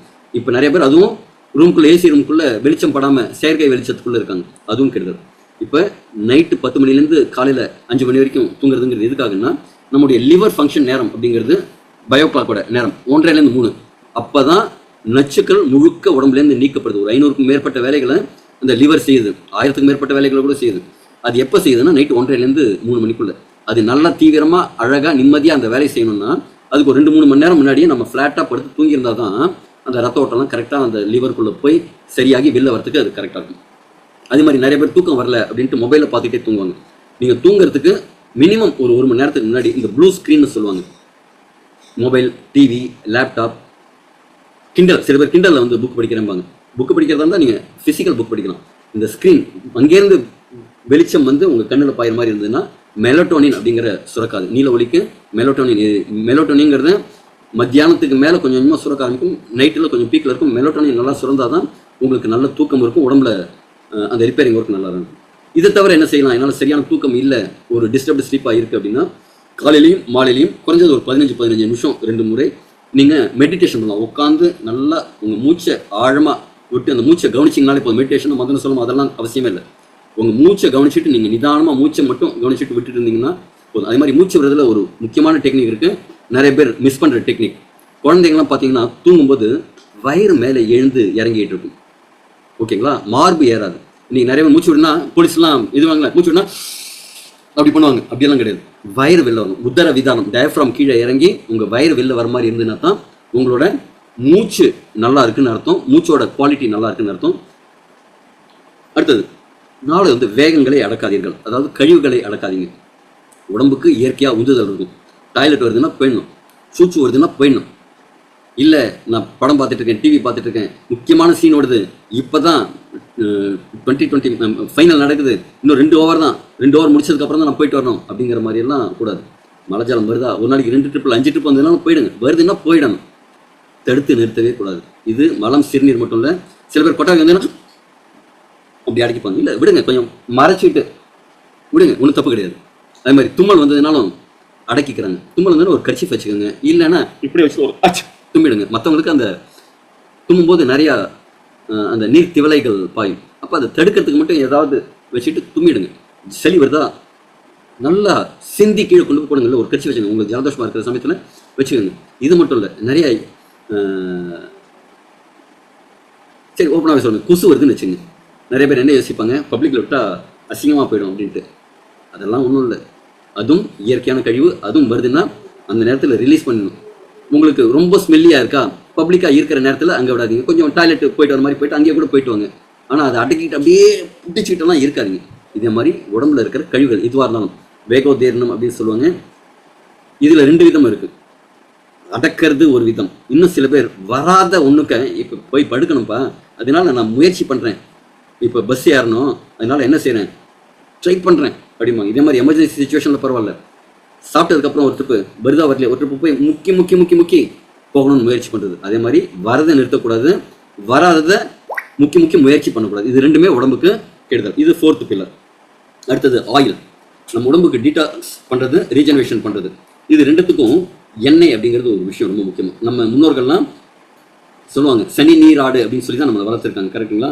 சனிக்கிழமை நீராடணும். நீராடணும்னா என்னங்க, எண்ணெய் தேய்த்து குளிக்கிறது தான் நீராடுதல் அப்படிங்கிறது. நம்ம என்ன செய்யணும், தீபாவளிக்கு ஒரு நாள் மட்டும்தான் இப்போல்லாம் எண்ணெய் தேய்த்து குளிக்கிறது. அதுவும் எப்படி, கொஞ்சோண்டு எடுத்து சாஸ்திரத்துக்கு மேலே அப்படி தடவிக்கிறது, போய் அப்படியே குளிச்சுட்டு வந்துடுது, ஓகேங்களா? சின்ன வயசுலாம் என்ன செய்வாங்க, தலைக்கு நிறைய எண்ணெய் ஊற்றி எண்ணெய் தடவி தலையை அழுத்தி வாரி எடுத்துகிட்டு போவாங்க. ஸ்கூல்லலாம் படிக்கும்போது யாராவது பரட்ட தலையோட வந்தால் மாஸ்டர் 4 ஸ்கேலாலேயே சாத்தி நாளைக்கு வந்து எண்ணெய் வச்சு தலை வாரிட்டு வரலன்னா கிளாஸ்குள்ளே விட மாட்டேன்னு மாட்டுவாங்க. இன்றைக்கி அந்த பழக்கம் போயிடுச்சு. அதனால என்ன ஆகுது, தலை முடி இதே மாதிரி நிறைய எண்ணெய் வச்சுருந்தா பார்த்தீங்கன்னா அடர்த்தியாக முடி இருக்கும், நல்லா கருகருன்னு இருக்கும். மற்றவங்களுக்குலாம் பார்த்தீங்கன்னா மேலேருந்து ஸ்கல்லு தெரியும், பளபளன்னு அந்த வீல் அடிச்சுன்னா கொஞ்சம் டால் அடிக்கும் தெரியும். காரணம் என்ன, இந்த எண்ணெய் அப்படிங்கிறது இல்லை. எண்ணெய் தேய்க்கிறதுனால என்ன, உடம்போட வெப்பத்தை குறைக்கிறது, ரத்த ஓட்டத்தை அதிகரிக்கிறது, தலைமுடி வளர்ச்சியை தூண்டுது, மனதை அமைதிப்படுத்துது. இதெல்லாம் விட முக்கியமான ஒரு விஷயம் என்னன்னா, உடம்புக்கு அந்த விட்டமின் டியை அப்சார்ப் பண்ணக்கூடிய ஒரு திறனை அதிகரிக்குது. நம்ம உடம்புல தோலில் எர்கோஸ்டால் அப்படின்னு ஒரு கெமிக்கல் இருக்குது. அது என்ன அப்படின்னா, நம்ம கொலஸ்ட்ரால் கேள்விப்பட்டோம், அதே மாதிரி எர்கோஸ்டால் அப்படின்னு நம்ம ஸ்கின்னோட லேயரில் இருக்கும். அந்த லேயரில் இருக்கிற அந்த எர்கோஸ்டால் தான் சூரிய ஒளியிலேருந்து விட்டமினை தயாரித்து நமக்கு கொடுக்கும். இது எப்போ நல்லா நடக்கும் அப்படின்னா, நீங்கள் எண்ணெய் தேய்த்து குளித்தீங்க அப்படின்னா அந்த எர்கோஸ்டாலோட அளவு வந்து சமநிலையில் இருக்கும். காஞ்சி மகாபெரியவர் ஒரு ட்ரிப்பு, ஒருத்தருக்கு முதுகு வலி ரொம்ப ஜாஸ்தியாக இருக்குது, எனக்கு ஸ்பைனலில் ஏதோ பிரச்சனை இருக்குது, என்ன செய்யணும் அப்படின்ட்டு அவர் மகாஞானி கேட்கும்போது அவர் என்ன சொன்னார்னா, நீ ரெகுலராக எண்ணெய் தேய்ச்சி குளிச்சுட்டு வா அப்படின்னாங்க. இவர் ரெகுலராக எண்ணெய் தேய்ச்சி குளிச்சுட்டு வரும்போது அவரோட அந்த ஸ்பைனல் ப்ராப்ளம் சரியாக போச்சு. இது நம்ம மூதாதையர்கள் வழியாக சொல்லி கொடுத்த விஷயம், நம்ம யாரும் கடைபிடிக்கிறதில்ல. இதை தவிரவும் தலைக்கு மட்டும் இல்லை, காலையில் நீங்கள் ஆயில் புல்லிங் அப்படிங்கிற ஒரு விஷயத்தை செய்கிறது நல்லது. ஒரு ஸ்பூன் நல்லெண்ணையும் தேங்காய் எண்ணெயும், இது 2மே செக்கில் கோல்டு ப்ரெஸ் செக்கில் ஆட்டினது நல்லது. கடையில் கிடைக்கிறதெல்லாம் மோஸ்ட்லி கலப்படமாக இருக்குது, இந்த மினரல் ஆயில் கலந்ததாக இருக்குது. செக்கு எண்ணெயாக இருந்ததுன்னா பெட்டர். காலையில் ஒரு 10லேருந்து 15 நிமிஷம் வாயில் விட்டு பள்ளி இடுக்கலெல்லாம் போகிற மாதிரி நல்லா வாயை குப்பிளிச்சுட்டு அந்த எண்ணெயை நீங்கள் செடி பக்கம்லாம் துப்பிடக்கூடாது. ஏதாவது செடியில் துப்பினீங்கன்னா அது நல்ல விஷயம் தானே, துப்புறோன்னா அது பட்டு போயிடும், அவ்வளவு விஷம் அந்த எண்ணெயை துப்பணும். இதை துப்பி அதுக்கப்புறம் நீங்கள் வாய் குப்பிளிச்சுக்கலாம். அதே மாதிரி பல்லு தேய்க்கிறதுங்கிறது நைட்டில், காலையில் ஆயில் புல்லிங் பண்ணுறது பெட்டர். இது நச்சு நீக்கத்துக்கு ரொம்ப பெட்டராக இருக்கும். அதே மாதிரி எண்ணெயோட மேலும் சில உபயோகங்கள்லாம் இருக்குது. நைட்டு தொப்புளில் நெய்யோ விளக்கெண்ணையோ நீங்கள் விட்டுட்டு படுத்தீங்கன்னா கண்ணுக்கு நல்லது, கண் வந்து அந்த ட்ரை ஆகாமல் இருக்கும். அதே மாதிரி காலில் படுக்கிறதுக்கு முன்னாடி விளக்கெண்ணையோ இல்லை தேங்காய் எண்ணெயோ வச்சு மசாஜ் பண்ணி பாதத்தில் பண்ணும்போது அது ரெஃப்ளெக்ஸாலஜின்னு ஒரு ட்ரீட்மெண்ட்டே இருக்குது. கால் பாதத்தில் நிறையா ஒரு முடிச்சுகள் போய் சேரும். அந்த இடத்துல தேய்த்து விடும்போது என்ன ஆகும்னா, உடம்புக்கு தேவையான ரத்த ஓட்டம், எல்லா ஆர்கன்ஸுக்கும் தேவையான வர்ம புள்ளிகள்னு சொல்லலாம், அக்கு ப்ரெஷர்னு சொல்லலாம், இது எல்லாத்துக்குமே உபயோகம். அதே மாதிரி ஆயில் மசாஜுங்கிறது ரொம்ப சப்போர்ட்டிவாக இருக்கும். அடுத்தது ரெகுலர் டீடாக்ஸ் ப்ராக்டிசஸ். ஜென்ரலாக நம்ம டீ காஃபி அப்படின்னு குடிக்கிறது வந்து இப்போ தான், இந்த டீங்கிறதெல்லாம் இந்த ஆங்கிலேயர்கள் வந்ததுக்கப்புறம் தான், ஊட்டி கொடைக்கானல் மாதிரி இடத்துல போய் அந்த தேயிலை தோட்டங்கள் வச்சு அவங்க ஆரம்பித்த அதுக்கப்புறம் தான் நமக்கு டீ காஃபி. இதுக்கு முன்னாடி நம்ம முன்னோர்கள்லாம் டீயும் காஃபியுமா குடிச்சிட்டு இருந்தாங்க? கிடையவே கிடையாது. அவங்க என்ன செஞ்சுருந்தாங்க, ஒரு கொய்யா இலையை போட்டு, ஒரு செம்பருத்தி பூவை போட்டு, இல்லை ஒரு 2 மா இலையை போட்டு, அதோட ஒரு கஷாயம் மாதிரி காய்ச்சி, அதே மாதிரி நேச்சுரலாக குடிநீர் கடிச்சிட்டு இருப்பாங்க. இல்லைன்னா கஞ்சி, எல்லா தானியங்களையும் போட்டு முளை கட்டின தானியங்கள்லாம் வீட்டிலேயே அரைச்சி அதில் கஞ்சி போட்டு குடிப்பாங்க. பால் குடிப்பாங்க, கரெக்டுங்களா? மோர் குடிப்பாங்க. காலையில் எழுந்தோடனே உங்களோட ஆகாரம் என்ன இருக்கும்? நீராகாரம். பழைய சோறு நீராகாரம் இருக்கும். பழைய சோறில் இருக்கிற நீராகாரம் உலகத்திலேயே தாய்ப்பாலுக்கு அடுத்த கட்டத்தில் இருக்கிற உணவுகளில் முதன்மையான உணவு. என்ன அப்படின்னா, அதில் இருக்கிற ப்ரோபயோட்டிக்ஸ், விட்டமின் பி, இதெல்லாம் உடம்போட வளர்ச்சிதை மாற்றம், கட் ஹெல்த்துக்கு ரொம்ப நல்லது. அதில் இருக்கிற பி விட்டமின் அப்படிங்கிறது நேச்சுரல் ஈஸ்ட் ஃபார்ம் ஆகிருக்கும். அது உடம்போட குடலோட உடல் நலத்துக்கு ரொம்ப நல்லது. அதே மாதிரி ஃபாஸ்டிங்னு சொல்லுவாங்க. முன்னாடியெல்லாம் வாரத்துக்கு ஒரு சோமவார விரதம்பாங்க, சுக்கரவார விரதம் அப்படிம்பாங்க, வியாழக்கிழமை சாய்பாபாவுக்கு விரதம், அதே மாதிரி ஏதாவது வாரத்தில் ஒரு நாள் விரதம் இருப்பாங்க. இந்த விரதம் இருக்கிறதோட பலன் என்ன அப்படின்னா, உடம்புக்கு வேலை கொடுக்காம, அதுக்கு லோடு கொடுக்காம அதை ஃப்ரீயாக வருது. ஒரு நாள் அதை ஃப்ரீயாக விடும்போது என்ன ஆகும்னா, உடம்பு தன்னைத்தானே ரிப்பேரிங் பண்ணுறதுக்கான சக்தி அதுக்கு கிடைக்கும். ஜென்ரலாக நீங்கள் சாப்பிட்டதுக்கப்புறம் ஒரு டயர்டு இருக்கும். ஆனால் நீங்கள் விரதம் இருந்தீங்கன்னா டயர்டு இருக்காது. இதில் 2 விஷயம் இருக்குது. இல்லைங்க சார், நான் வேலைக்கு போகிறேன், இன்றைக்கி சாப்பிட முடியல, பட்டினியாக இருக்கேன் அப்படின்னா அது கிடையாது. அதில் அல்சர் ஃபார்ம் ஆகும். காரணம் என்ன அப்படின்னா, நீங்கள் மைண்ட் செட் பண்ணிவிடுவீங்க, திங்கக்கிழமைன்னா சிவனுக்கு விரதம் இருக்கேன், சோமவார விரதம் சிவனுக்கு விரதம் இருக்கேன் அப்படின்னு முடிவு பண்ணிவிடுவீங்க. அப்போ உடம்பு என்ன நினைக்கும், நாளைக்கு திங்கக்கிழமைடா, இவன் ஒன்றும் சோறு போட மாட்டான், அதனால் என்ன செய்வான், இன்றைக்கி அந்த அமிலெல்லாம் சுரக்க வேண்டாம், அதுக்கு ரெஸ்ட்டு விட்டுரும் அப்படின்னு விட்டுரும். இல்லை அப்படின்னா என்ன ஆகும், மதியம் 2 மணிக்கு அங்கே லஞ்ச் டைம், எல்லாரும் டப்பாவை பிரிச்சுட்டு உட்காந்துருவாங்க. இவனும் பிரித்து உட்காந்துருவான். இவன் என்ன கொண்டு வந்திருக்கானோ தெரியல, நண்டு கொண்டு வந்திருக்கானா, சிக்கன் கொண்டு வந்திருக்கானா, மட்டன் கொண்டு வந்திருக்கானா, இல்லை தயிர் சோறு கொண்டு வந்திருக்கானா, எதுவும் தெரியல. எதுக்கும் நாம் கொஞ்சம் நிறையாவே அந்த அமிலத்தை உருவாக்கி வைப்போம் அப்படின்னு உருவாக்கி வச்சிருக்கோம். ஆனால் இவர் என்ன செய்வார், வேலை மும்முரம், ஐயோ முடிக்கலையே, இன்னைக்கு சொல்லிட்டாங்களே, முடிக்கலையே, வேலையை முடிச்சானோ அப்படின்ட்டு பட்டினி கிடப்பாரு. அது என்ன செய்யும், ஏய் சோற போடுறா, நான் நெருப்பாக எரிஞ்சிட்டு இருக்கேன், நான் ஜெரிக்கிறதுக்காக வெயிட் பண்ணிட்டு இருக்கேன் அப்படிங்க. இவர் கேட்காம இங்கே வேலை செஞ்சுட்டு இருப்பாரு. ஒரு 5 மணிக்கு வந்து சாப்பிடலான்னு பார்த்தா அது என்ன செய்யும், ஆடா போடா அப்படின்ட்டு வயத்திலேயே கொஞ்சம் ஓரமாக அப்படியே கொஞ்சமாக ஓட்ட போட்டு அது கோபத்தை தீர்த்துக்கும். பட்டினி இருந்தால் உங்களுக்கு அல்சர் வரும். விரதம் இருந்ததுன்னா உடம்புக்கு சக்தி கூடும். சக்தி கூடுச்சுன்னா உடம்பு என்ன செய்யும், வேலை க்ளீன் பண்ணுற வேலையை நல்லா செய்யும். நாம் டெய்லி க்ளீன் பண்ணிகிட்டு இருப்போம், வீட்டில் எல்லா தூசியும் போயிடுதா, போகிறது இல்லை. பொங்கல் அதே மாதிரி ஏதாவது விசேஷம் வந்ததுன்னா டீப் கிளீனிங்னு ஒன்று பண்ணுவோம். ஃபோட்டோலாம் மாட்டி, ஃபோட்டோலாம் எடுத்து, ஃபோட்டோக்கு பின்னாடிலாம் பார்த்தீங்கன்னா ஒரு வண்டி ஒட்டடை இருக்கும். பெட்டுக்கு கீழே பார்த்தீங்கன்னா அந்த வேக்கம் கிளீனர் வச்சு அடித்தா, புஷ்ஷுன்னு அடித்தா வீடு முழுக்க அப்படியே புகை மாதிரி தூசி வரும். அதே மாதிரி ஒரு டயத்தில் க்ளீன் பண்ணுவோம், கரெக்டுங்களா? அதே மாதிரி நீங்கள் விரதம் இருக்கும்போது உடம்புக்கு அதீதமான எனர்ஜி இருக்கும். அந்த எனர்ஜியை ஜெரிக்கிறதுக்கு யூஸ் பண்ணாமல் ரிப்பேரிங்க்கு யூஸ் பண்ணும். அப்போ உங்களோட உடம்பு ஆரோக்கியத்தை நோக்கி பயணிக்கும். அடுத்தது வியர்வை நிறையா வரணும். வியர்வைக்கான சில சிகிச்சைகள்லாம் இருக்குது. அதாவது சிங்கப்பாதைன்னு சொல்லுவாங்க, ஒரு கடினமான சிகிச்சைலாம் இருக்குது. வாழை இலை குளியல்னு ஒன்று இருக்குது. இங்கே யாராவது அட்டன் பண்ணியிருக்கீங்களா? வாழை இலை குளியல் ஹேண்ட்ரைஸ் பண்ணுங்கள். வாழை இலை குளியல் ஏதாவது பண்ணியிருக்கீங்களா? அது எப்படின்னா, கிட்டத்தட்ட உங்களை வேக வைக்கிற மாதிரி ஒரு மொட்டை மாடியில் உச்சி வெயிலில் உங்களை சுற்றி வாழை இலை வச்சு கட்டிடுவாங்க. சீதாராமன் சார் அட்டன் பண்ணியிருக்காரு, தெரிஞ்சிருக்கும். குக்கரில் போட்டு வேக வைக்கிற மாதிரி இருக்கும். அதில் வச்சு வெயிலில் போட்டுருவாங்க. ஒரு 15 நிமிஷத்துக்கு மேலே தாங்காது. 20 நிமிஷம் ஆனோடனே உடம்புலேருந்து அப்படியே வேர்வையெல்லாம் ஊற்றும், அப்படியே உடம்பே சூடாயிடும். முடியலப்பா அப்படின்ட்டு அந்த வாழையில கீழ்ச்சிட்டு தான் வெளில வருவீங்க. அந்த ஹிரண்ய கசிபுவை அந்த நரசிம்மர் கீழ்ச்சிட்டு வந்த மாதிரி அப்படி கீழ்ச்சிட்டு தான் நீங்கள் அந்த தூணை பறந்துட்டு வந்த மாதிரி நீங்கள் வருவீங்க. அதுலேருந்து அந்த அளவு தாங்காது, அந்த அளவு வியர்வை வரும். அதே மாதிரி உடம்புலேருந்து வியர்வை வர மாதிரி நீராவி குளியலோ அதே மாதிரி இதுவும் இல்லை உடற்பயிற்சியோ செய்யும்போது உங்கள் தோலில் இருக்கிற கழிவுகள்லாம் வெளில வரும். இப்போ நிறைய பேருக்கு ரேஷஸ் இருக்குது, தோலில் பிரச்சனை இருக்குது அப்படின்னா அவங்க நோகாமல் ஏசியிலே உட்காந்துட்டு இருந்தவங்களா நிறையா இருக்கும். நிறைய உடற்பயிற்சி செய்யாதவங்களா இருப்பாங்க. ஓகேவா? அப்போ வியர்வை சிகிச்சை அப்படிங்கிறது கண்டிப்பாக செஞ்சுக்கணும். இந்த ரெகுலர் டீடாக்ஸ் இது வந்து உங்கள் ஆயில் புல்லிங், அந்த ஆயில் புல்லிங் இல்லாமல் டீடாக்சிஃபிகேஷன் தான். இது வந்து அந்த டீடாக்சிஃபிகேஷன் வருது. ஓகேங்க. அடுத்தது நம்ம ஃபுட்டில் ஒயிட் அப்படிங்கிற விஷயத்த மேக்ஸிமம் தவிர்க்கணும். மின்னுவதெல்லாம் பொண்ணல்ல அப்படிங்கிற மாதிரி வெள்ளை வெளையர்னு இருக்கிறதெல்லாம் தான் நல்லதுன்னு நம்ம அரிசி வாங்கும்போது என்ன பல பலன்னு ஒயிட்டாக இருக்கான்னு பார்த்தோங்க. அத்தனைக்கு எத்தனை கிட்டது அதில் வந்து நல்லா பாலிஷ் பண்ணி அதில் இருக்கிற மேலே இருக்கிற ஒரு தவிடு மாதிரி இருக்கிற ஒரு போர்ஷன் இருக்கும். அதில் தான் நார்ச்சத்து அதிகம். அதை எடுத்தாச்சு அப்படின்னா அதில் குளுக்கோஸ் சத்து மட்டும்தான் அதிகமாக இருக்கும். அது உடம்புக்கு சுகரை வந்து ஸ்பைக் பண்ணி கொடுக்கும், ஊட்டச்சத்தை இன்க்ரீஸ் பண்ணி கொடுக்கும். வெள்ளை அரிசிங்கிறது ஊட்டச்சத்து இழந்தது. அடுத்தது மைதா மாவு. மைதா மாவுங்கிறது என்ன செய்வோம், பசை காய்ச்சத்துக்கு யூஸ் பண்ணுறது. கரெக்டுங்களா? உள்ள போச்சுன்னா என்ன ஆகும், நிறைய நம்முடைய தன்மையை பாதிக்கும், செரிமானத்துக்கு கெடுதலாக இருக்கும். அதை விட என்ன அப்படின்னா, அந்த மைதா மாவு வெள்ளையாக இருக்கணுங்கிறதுக்காக சில கெமிக்கல்ஸ் போடுவாங்க. அந்த கெமிக்கல்ஸ் என்ன கெமிக்கல்ஸ்னால், ஆய்வகத்தில் எலிகளை செக் பண்ணுறதுக்கு அதுங்களுக்கு ஆர்டிஃபிஷியலாக சர்க்கரை வியாதி வர வைக்கிறதுக்கு ஒரு சில கெமிக்கலை இன்ஜெக்ஷன் பண்ணி அவங்களுக்கு சர்க்கரை வியாதியை வர வைப்பாங்க. அதே கெமிக்கலை தான் இந்த மைதாவை ப்ளீச் பண்ணுறதுக்காக யூஸ் பண்ணுவாங்க. அப்போ இன்றைக்கி நிறைய பேருக்கு சர்க்கரை வியாதி வரதுக்கான காரணமே பரோட்டாங்கிற விஷயம் தான். பரோட்டாவை சாப்பிடாதீங்க அப்படின்னாலே நெஞ்சு வலிக்கிற மாதிரி இருக்குது இல்லைங்களா? கிடையாதுங்க. மைதாவை எவ்வளோ தவிர்க்கணும். நான் பரோட்டாலாம் சாப்பிட்லங்க, வீட்டில் என்ன காலையில் டீயோடு சேர்த்து ஒரு 4 பிஸ்கெட்டு தான் சாப்பிடுவோம். அந்த பிஸ்கெட்டும் மைதா தான். எவ்வளோ மைதாவை தவிர்க்கிறீங்களோ தவிருங்க. அதே மாதிரி நம்ம டேபிள் சால்ட்டுன்னு சொல்லக்கூடிய சால்ட்டை முழுதாக தவிருங்க. கல்லுப்பு யூஸ் பண்ணுங்கள், இல்லை அப்படின்னா பிங்க் சால்ட், ராக் சால்ட்டை யூஸ் பண்ணுங்கள். அடுத்தது சர்க்கரை, எவ்வளோ சர்க்கரையை நீங்கள் அவாய்ட் பண்ணுறீங்களோ அவ்வளோ நல்லது.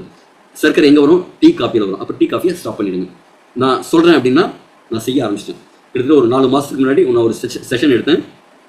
டீ காஃபியை நீங்கள் எவ்வளோ எடுக்கிறீங்களோ அதில் தான் சர்க்கரை வந்து நேரடியாக நம்ம உடம்புக்கு வருது. அதுலேருந்து கிட்டத்தட்ட 4 மாதமாக நான் டீ காஃபிங்கிறது நிறுத்தியாச்சு. வீட்டில் நல்ல பால் வந்து அந்த 32 ரூபா பால் ஆரஞ்சு பாக்கெட்டு ஃபஸ்ட்டு டிகாஷன் போட்டு கும்போணம் டிகிரி காப்பி அப்படிங்கிறது எங்கள் வீட்டில் தான். யாராவது வந்தால் கண்டிப்பாக உங்களுக்கு அந்த டிகிரி காப்பி டேஸ்ட்டுக்காக தரேன். ஆனால் அதை பழக்கமாக வச்சுக்காருங்க. நான் ஃபஸ்ட்டு உங்களுக்கு சொல்லணும் அப்படின்னா நான் அதை ஃபாலோ பண்ணணும். கிட்டத்தட்ட ஒரு 4 மாதங்களாக அந்த டீ காஃபி அப்படிங்கிற விஷயத்த அறவே தவிர்த்தாச்சு. அது அவ்வளோ கிட்டத்தட்ட கலோரியை மட்டும் இன்க்ரீஸ் பண்ணி கொடுக்கணும். பாலையும் நாம் வந்து அவாய்ட் பண்ணணும். பால்ங்கிறது என்ன அப்படின்னா நீங்கள் தூய்மையான பால். வீட்டில் நீங்கள் மாடு வச்சுருக்கீங்க, வளர்க்குறீங்க, பால் சாப்பிட்றீங்கன்னா பால் மட்டும் சாப்பிட்லாம். டீ காஃபியில் கலந்தீங்கன்னா black tea, black coffee it's better. உடம்புக்கு அதில் இருக்கிற சில பாலிஃபினால்ஸ் எல்லாம் உடம்புக்கு நல்லது. அதில் இருக்கிற சில மைக்ரோ நியூட்ரியன் உடம்புக்கு நல்லது தான். கெடுதல் இருக்கா, நல்லது இருக்கா, குணம் நாடி குற்றமும் நாடின்னு பார்க்கும்போது அதில் குணமும் இருக்குது. ஆனால் வெறும் கட்டாஞ்சாயா, கருப்பட்டி காப்பி அப்படிங்கிற மாதிரி நீங்கள் எடுத்துக்கும்போது பால் வந்து கெடுதல் தான். பால்ங்கிறது 10 வயதிற்கு உட்பட்டவர்களுக்காக, 10 வயதுக்கு மேற்பட்டவர்களுக்கான உணவு பால் கிடையாது. அடுத்தது பிராய்லர் கோழி. இன்றைக்கி நிறைய ஹார்மோன் போட்டு வேகமாக வளர்கிறதுக்காக செய்கிற விஷயங்கள். அதுக்கு மாற்றாக என்ன எடுத்துக்கலாம்? சிறுதானியங்கள் எடுத்துக்கலாம், கோல்டு ப்ரெஸ்ட் ஆயில் எடுத்துக்கலாம், நாட்டு முட்டை எடுத்துக்கலாம், பனை வெல்லம், பனங்கற்கண்டு இதெல்லாம் எடுத்துக்கலாம், கல்லுப்பு, இந்துப்பு அதெல்லாம் எடுத்துக்கலாம், நாட்டு மாட்டுப்பால் இதெல்லாம் எடுத்துக்கலாம், திணை, குதிரைவாளி, வரகு, சாமை இதே போன்ற விஷயங்களை நீங்கள் உணவில் சேர்த்துக்கலாம்.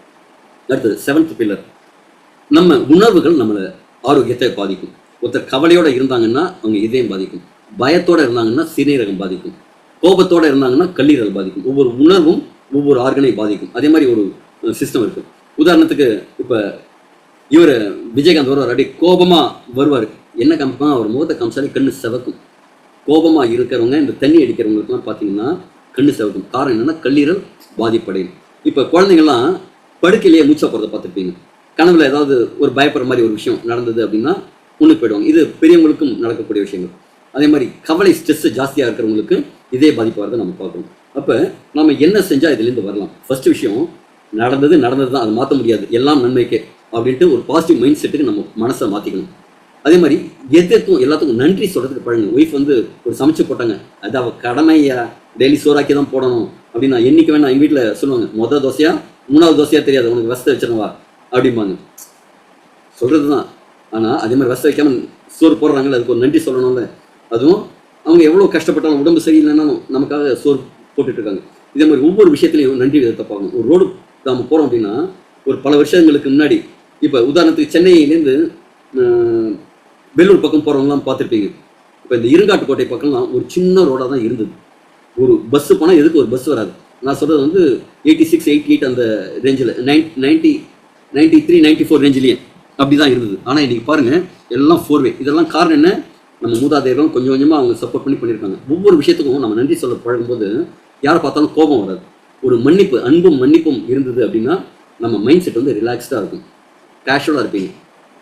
அப்போ என்ன ஆகுன்னா, நம்ம கோபப்படுறோம் அப்படின்னா நம்ம கோபம் எதிராளியை பாதிக்கிறது 1%, 99% நம்ம உடம்பை தான் பாதிக்கும். அப்போ கோபப்படாமல் அமைதியாக நீங்கள் இருக்கும்போது நல்லது.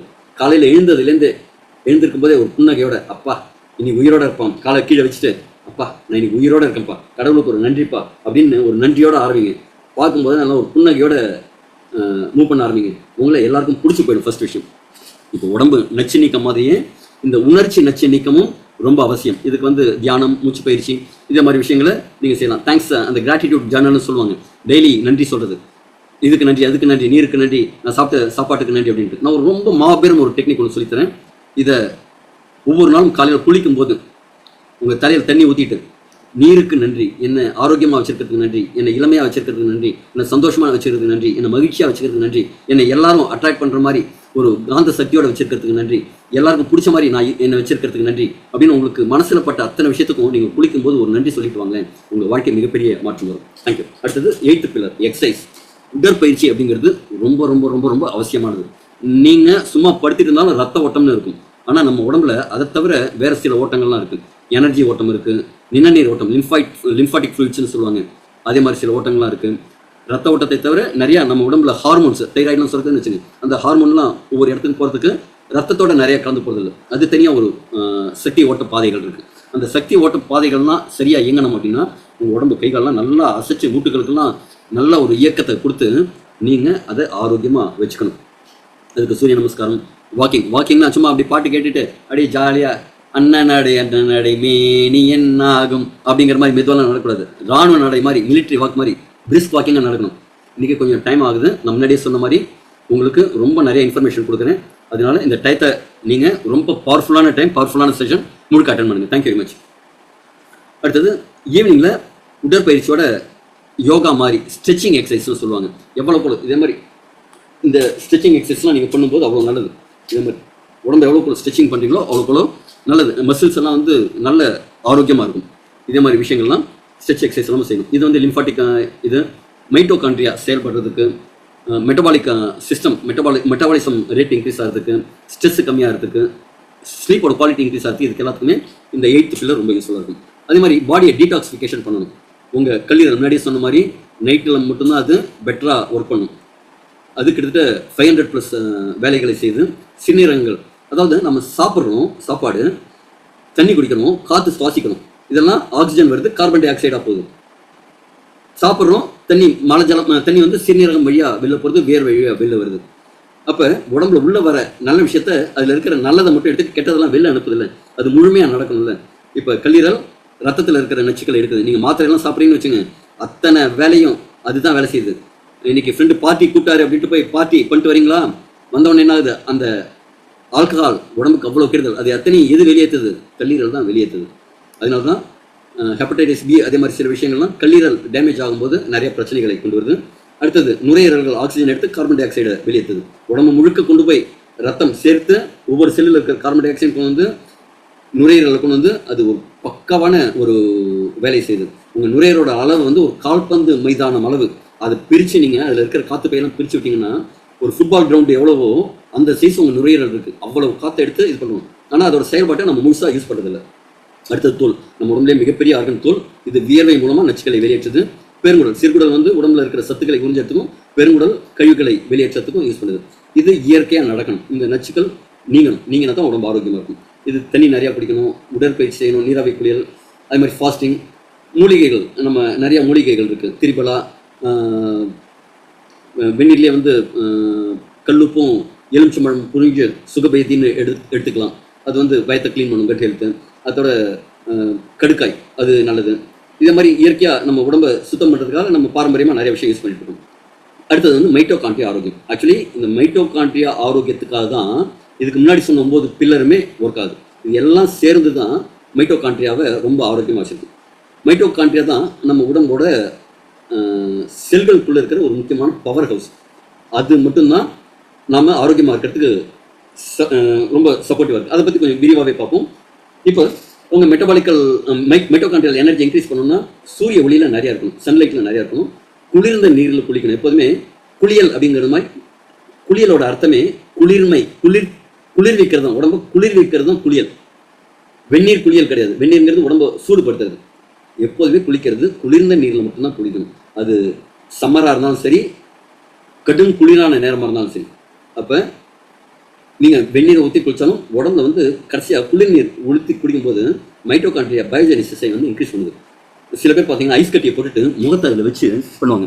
இப்போ சக்தி திருமகன் படத்தில் பார்த்தீங்கன்னா அதில் ஒரு சீனில் வரும், அவர் அதே மாதிரி ஒரு ஐஸ் கட்டி வாட்டரில் மூஞ்சியை வச்சு பண்ணுற மாதிரி. காரணம் என்ன அப்படின்னா, அந்த மைட்டோகாண்ட்ரியா ஒர்க் நல்லா பண்ணுறது சப்போர்ட் பண்ணும். அதே மாதிரி நம்ம உணவுகளில் ஆக்சிஜனேற்றம் அதிகமாக இருக்கிற உணவுகள் எடுக்கணும். ஆழ்ந்த மூச்சு விடுறதுக்கு அது தனியாக பயிற்சி பண்ணணும். இது எல்லாம் சேர்ந்து செய்யும்போது உங்கள் மைட்டோகாண்ட்ரியா பெட்டராக இருக்கும். காலையில் இது சில நம்ம வாழ்க்கையில் நம்ம லைஃப் ஸ்டைல் இப்படி தான் இருக்கணும், இருந்தால் நல்லாயிருக்கும் அப்படிங்கிற மாதிரி 5லேருந்து 6 கொஞ்சம் தண்ணி குடிக்கணும், 6லேருந்து 7 கொஞ்சம் உடற்பயிற்சி செய்யணும், 8லேருந்து 9க்குள்ளே சாப்பிடணும், மதியம் திருப்பியும் லஞ்சுங்கிறது 12லேருந்து 1:30 அந்த பீக் டைமில் பண்ணணும். 7 மணிக்குள்ள உணவு உண்டணும், 10 மணிக்குள்ள தூங்க போயிடணும். இது வந்து நம்ம லைஃப் ஸ்டைல் வந்து இதே மாதிரி வச்சிருந்தா ஆரோக்கியமாக இருக்க முடியும். உங்கள் உடம்பு சொல்கிறத நீங்கள் கேட்கணும். சர்க்காடியன் ரிதம்னு சொல்லுவாங்க, நைட்டில் தூங்கணும், பகலில் முடிச்சுட்டு இதே மாதிரி விஷயங்களை செய்யணும். இப்போ நேரமின்மை காரணமாக நம்ம நிறையா விஷயங்களை மிஸ் பண்ணிடுறோம். அதுக்கு ஷார்ட்கட் இருக்கா அப்படிங்கிறத அடுத்தது பார்ப்போம். அதுக்கு முன்னாடி இந்த மைட்டோகாண்ட்ரியான்னு சொல்கிறேன், அதை பற்றி கொஞ்சம் சீரியஸாக பார்ப்போம். இது வந்து செல்லில் இருக்கிற ஒரு பவர் ஹவுஸ். இது பேட்டரி மாதிரி.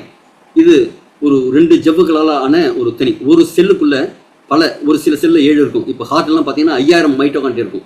ஏன்னா 24 மணி நேரம் 365 நாளும் உங்கள் ஆயுட்காலம் முழுக்க அது டப்பு டப்பு டப்பு டப்பு டப்பு டப்பு டப்பு டப்பு குடிச்சிட்டே இருக்கும். அதுக்கு அவ்வளோ எனர்ஜி வேணும்.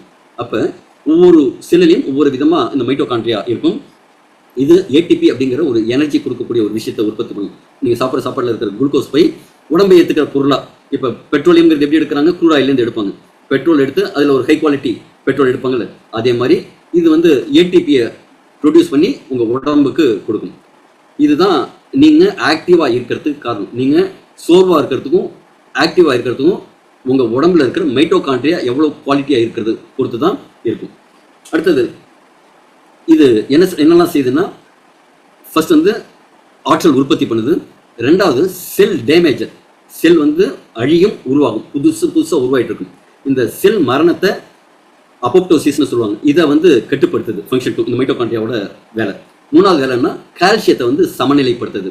கால்சியம் சிக்னலை வந்து கரெக்டாக பண்ணி கொடுக்குறது. கால்சியத்தை வந்து சேமித்து வைக்கிறதுக்கு, மசில்ஸை வந்து ஆக்டிவாக வச்சுக்கிறதுக்கு. மசில்ஸ் ஆக்டிவாக இருக்கணும் அப்படின்னா அதில் கோயின்சைம் Q10 அப்படிங்கிற ஒரு விஷயம்லாம் நம்ம உணவில் இருக்கணும். அதெல்லாம் இருந்ததுன்னா தான் இந்த கால்சியம் சமன்பாடெல்லாம் இருக்கும். இது 5வது ஃபங்க்ஷன். இதுலேயும் ஒரு 10 பில்லர் பார்க்க போகிறோம்.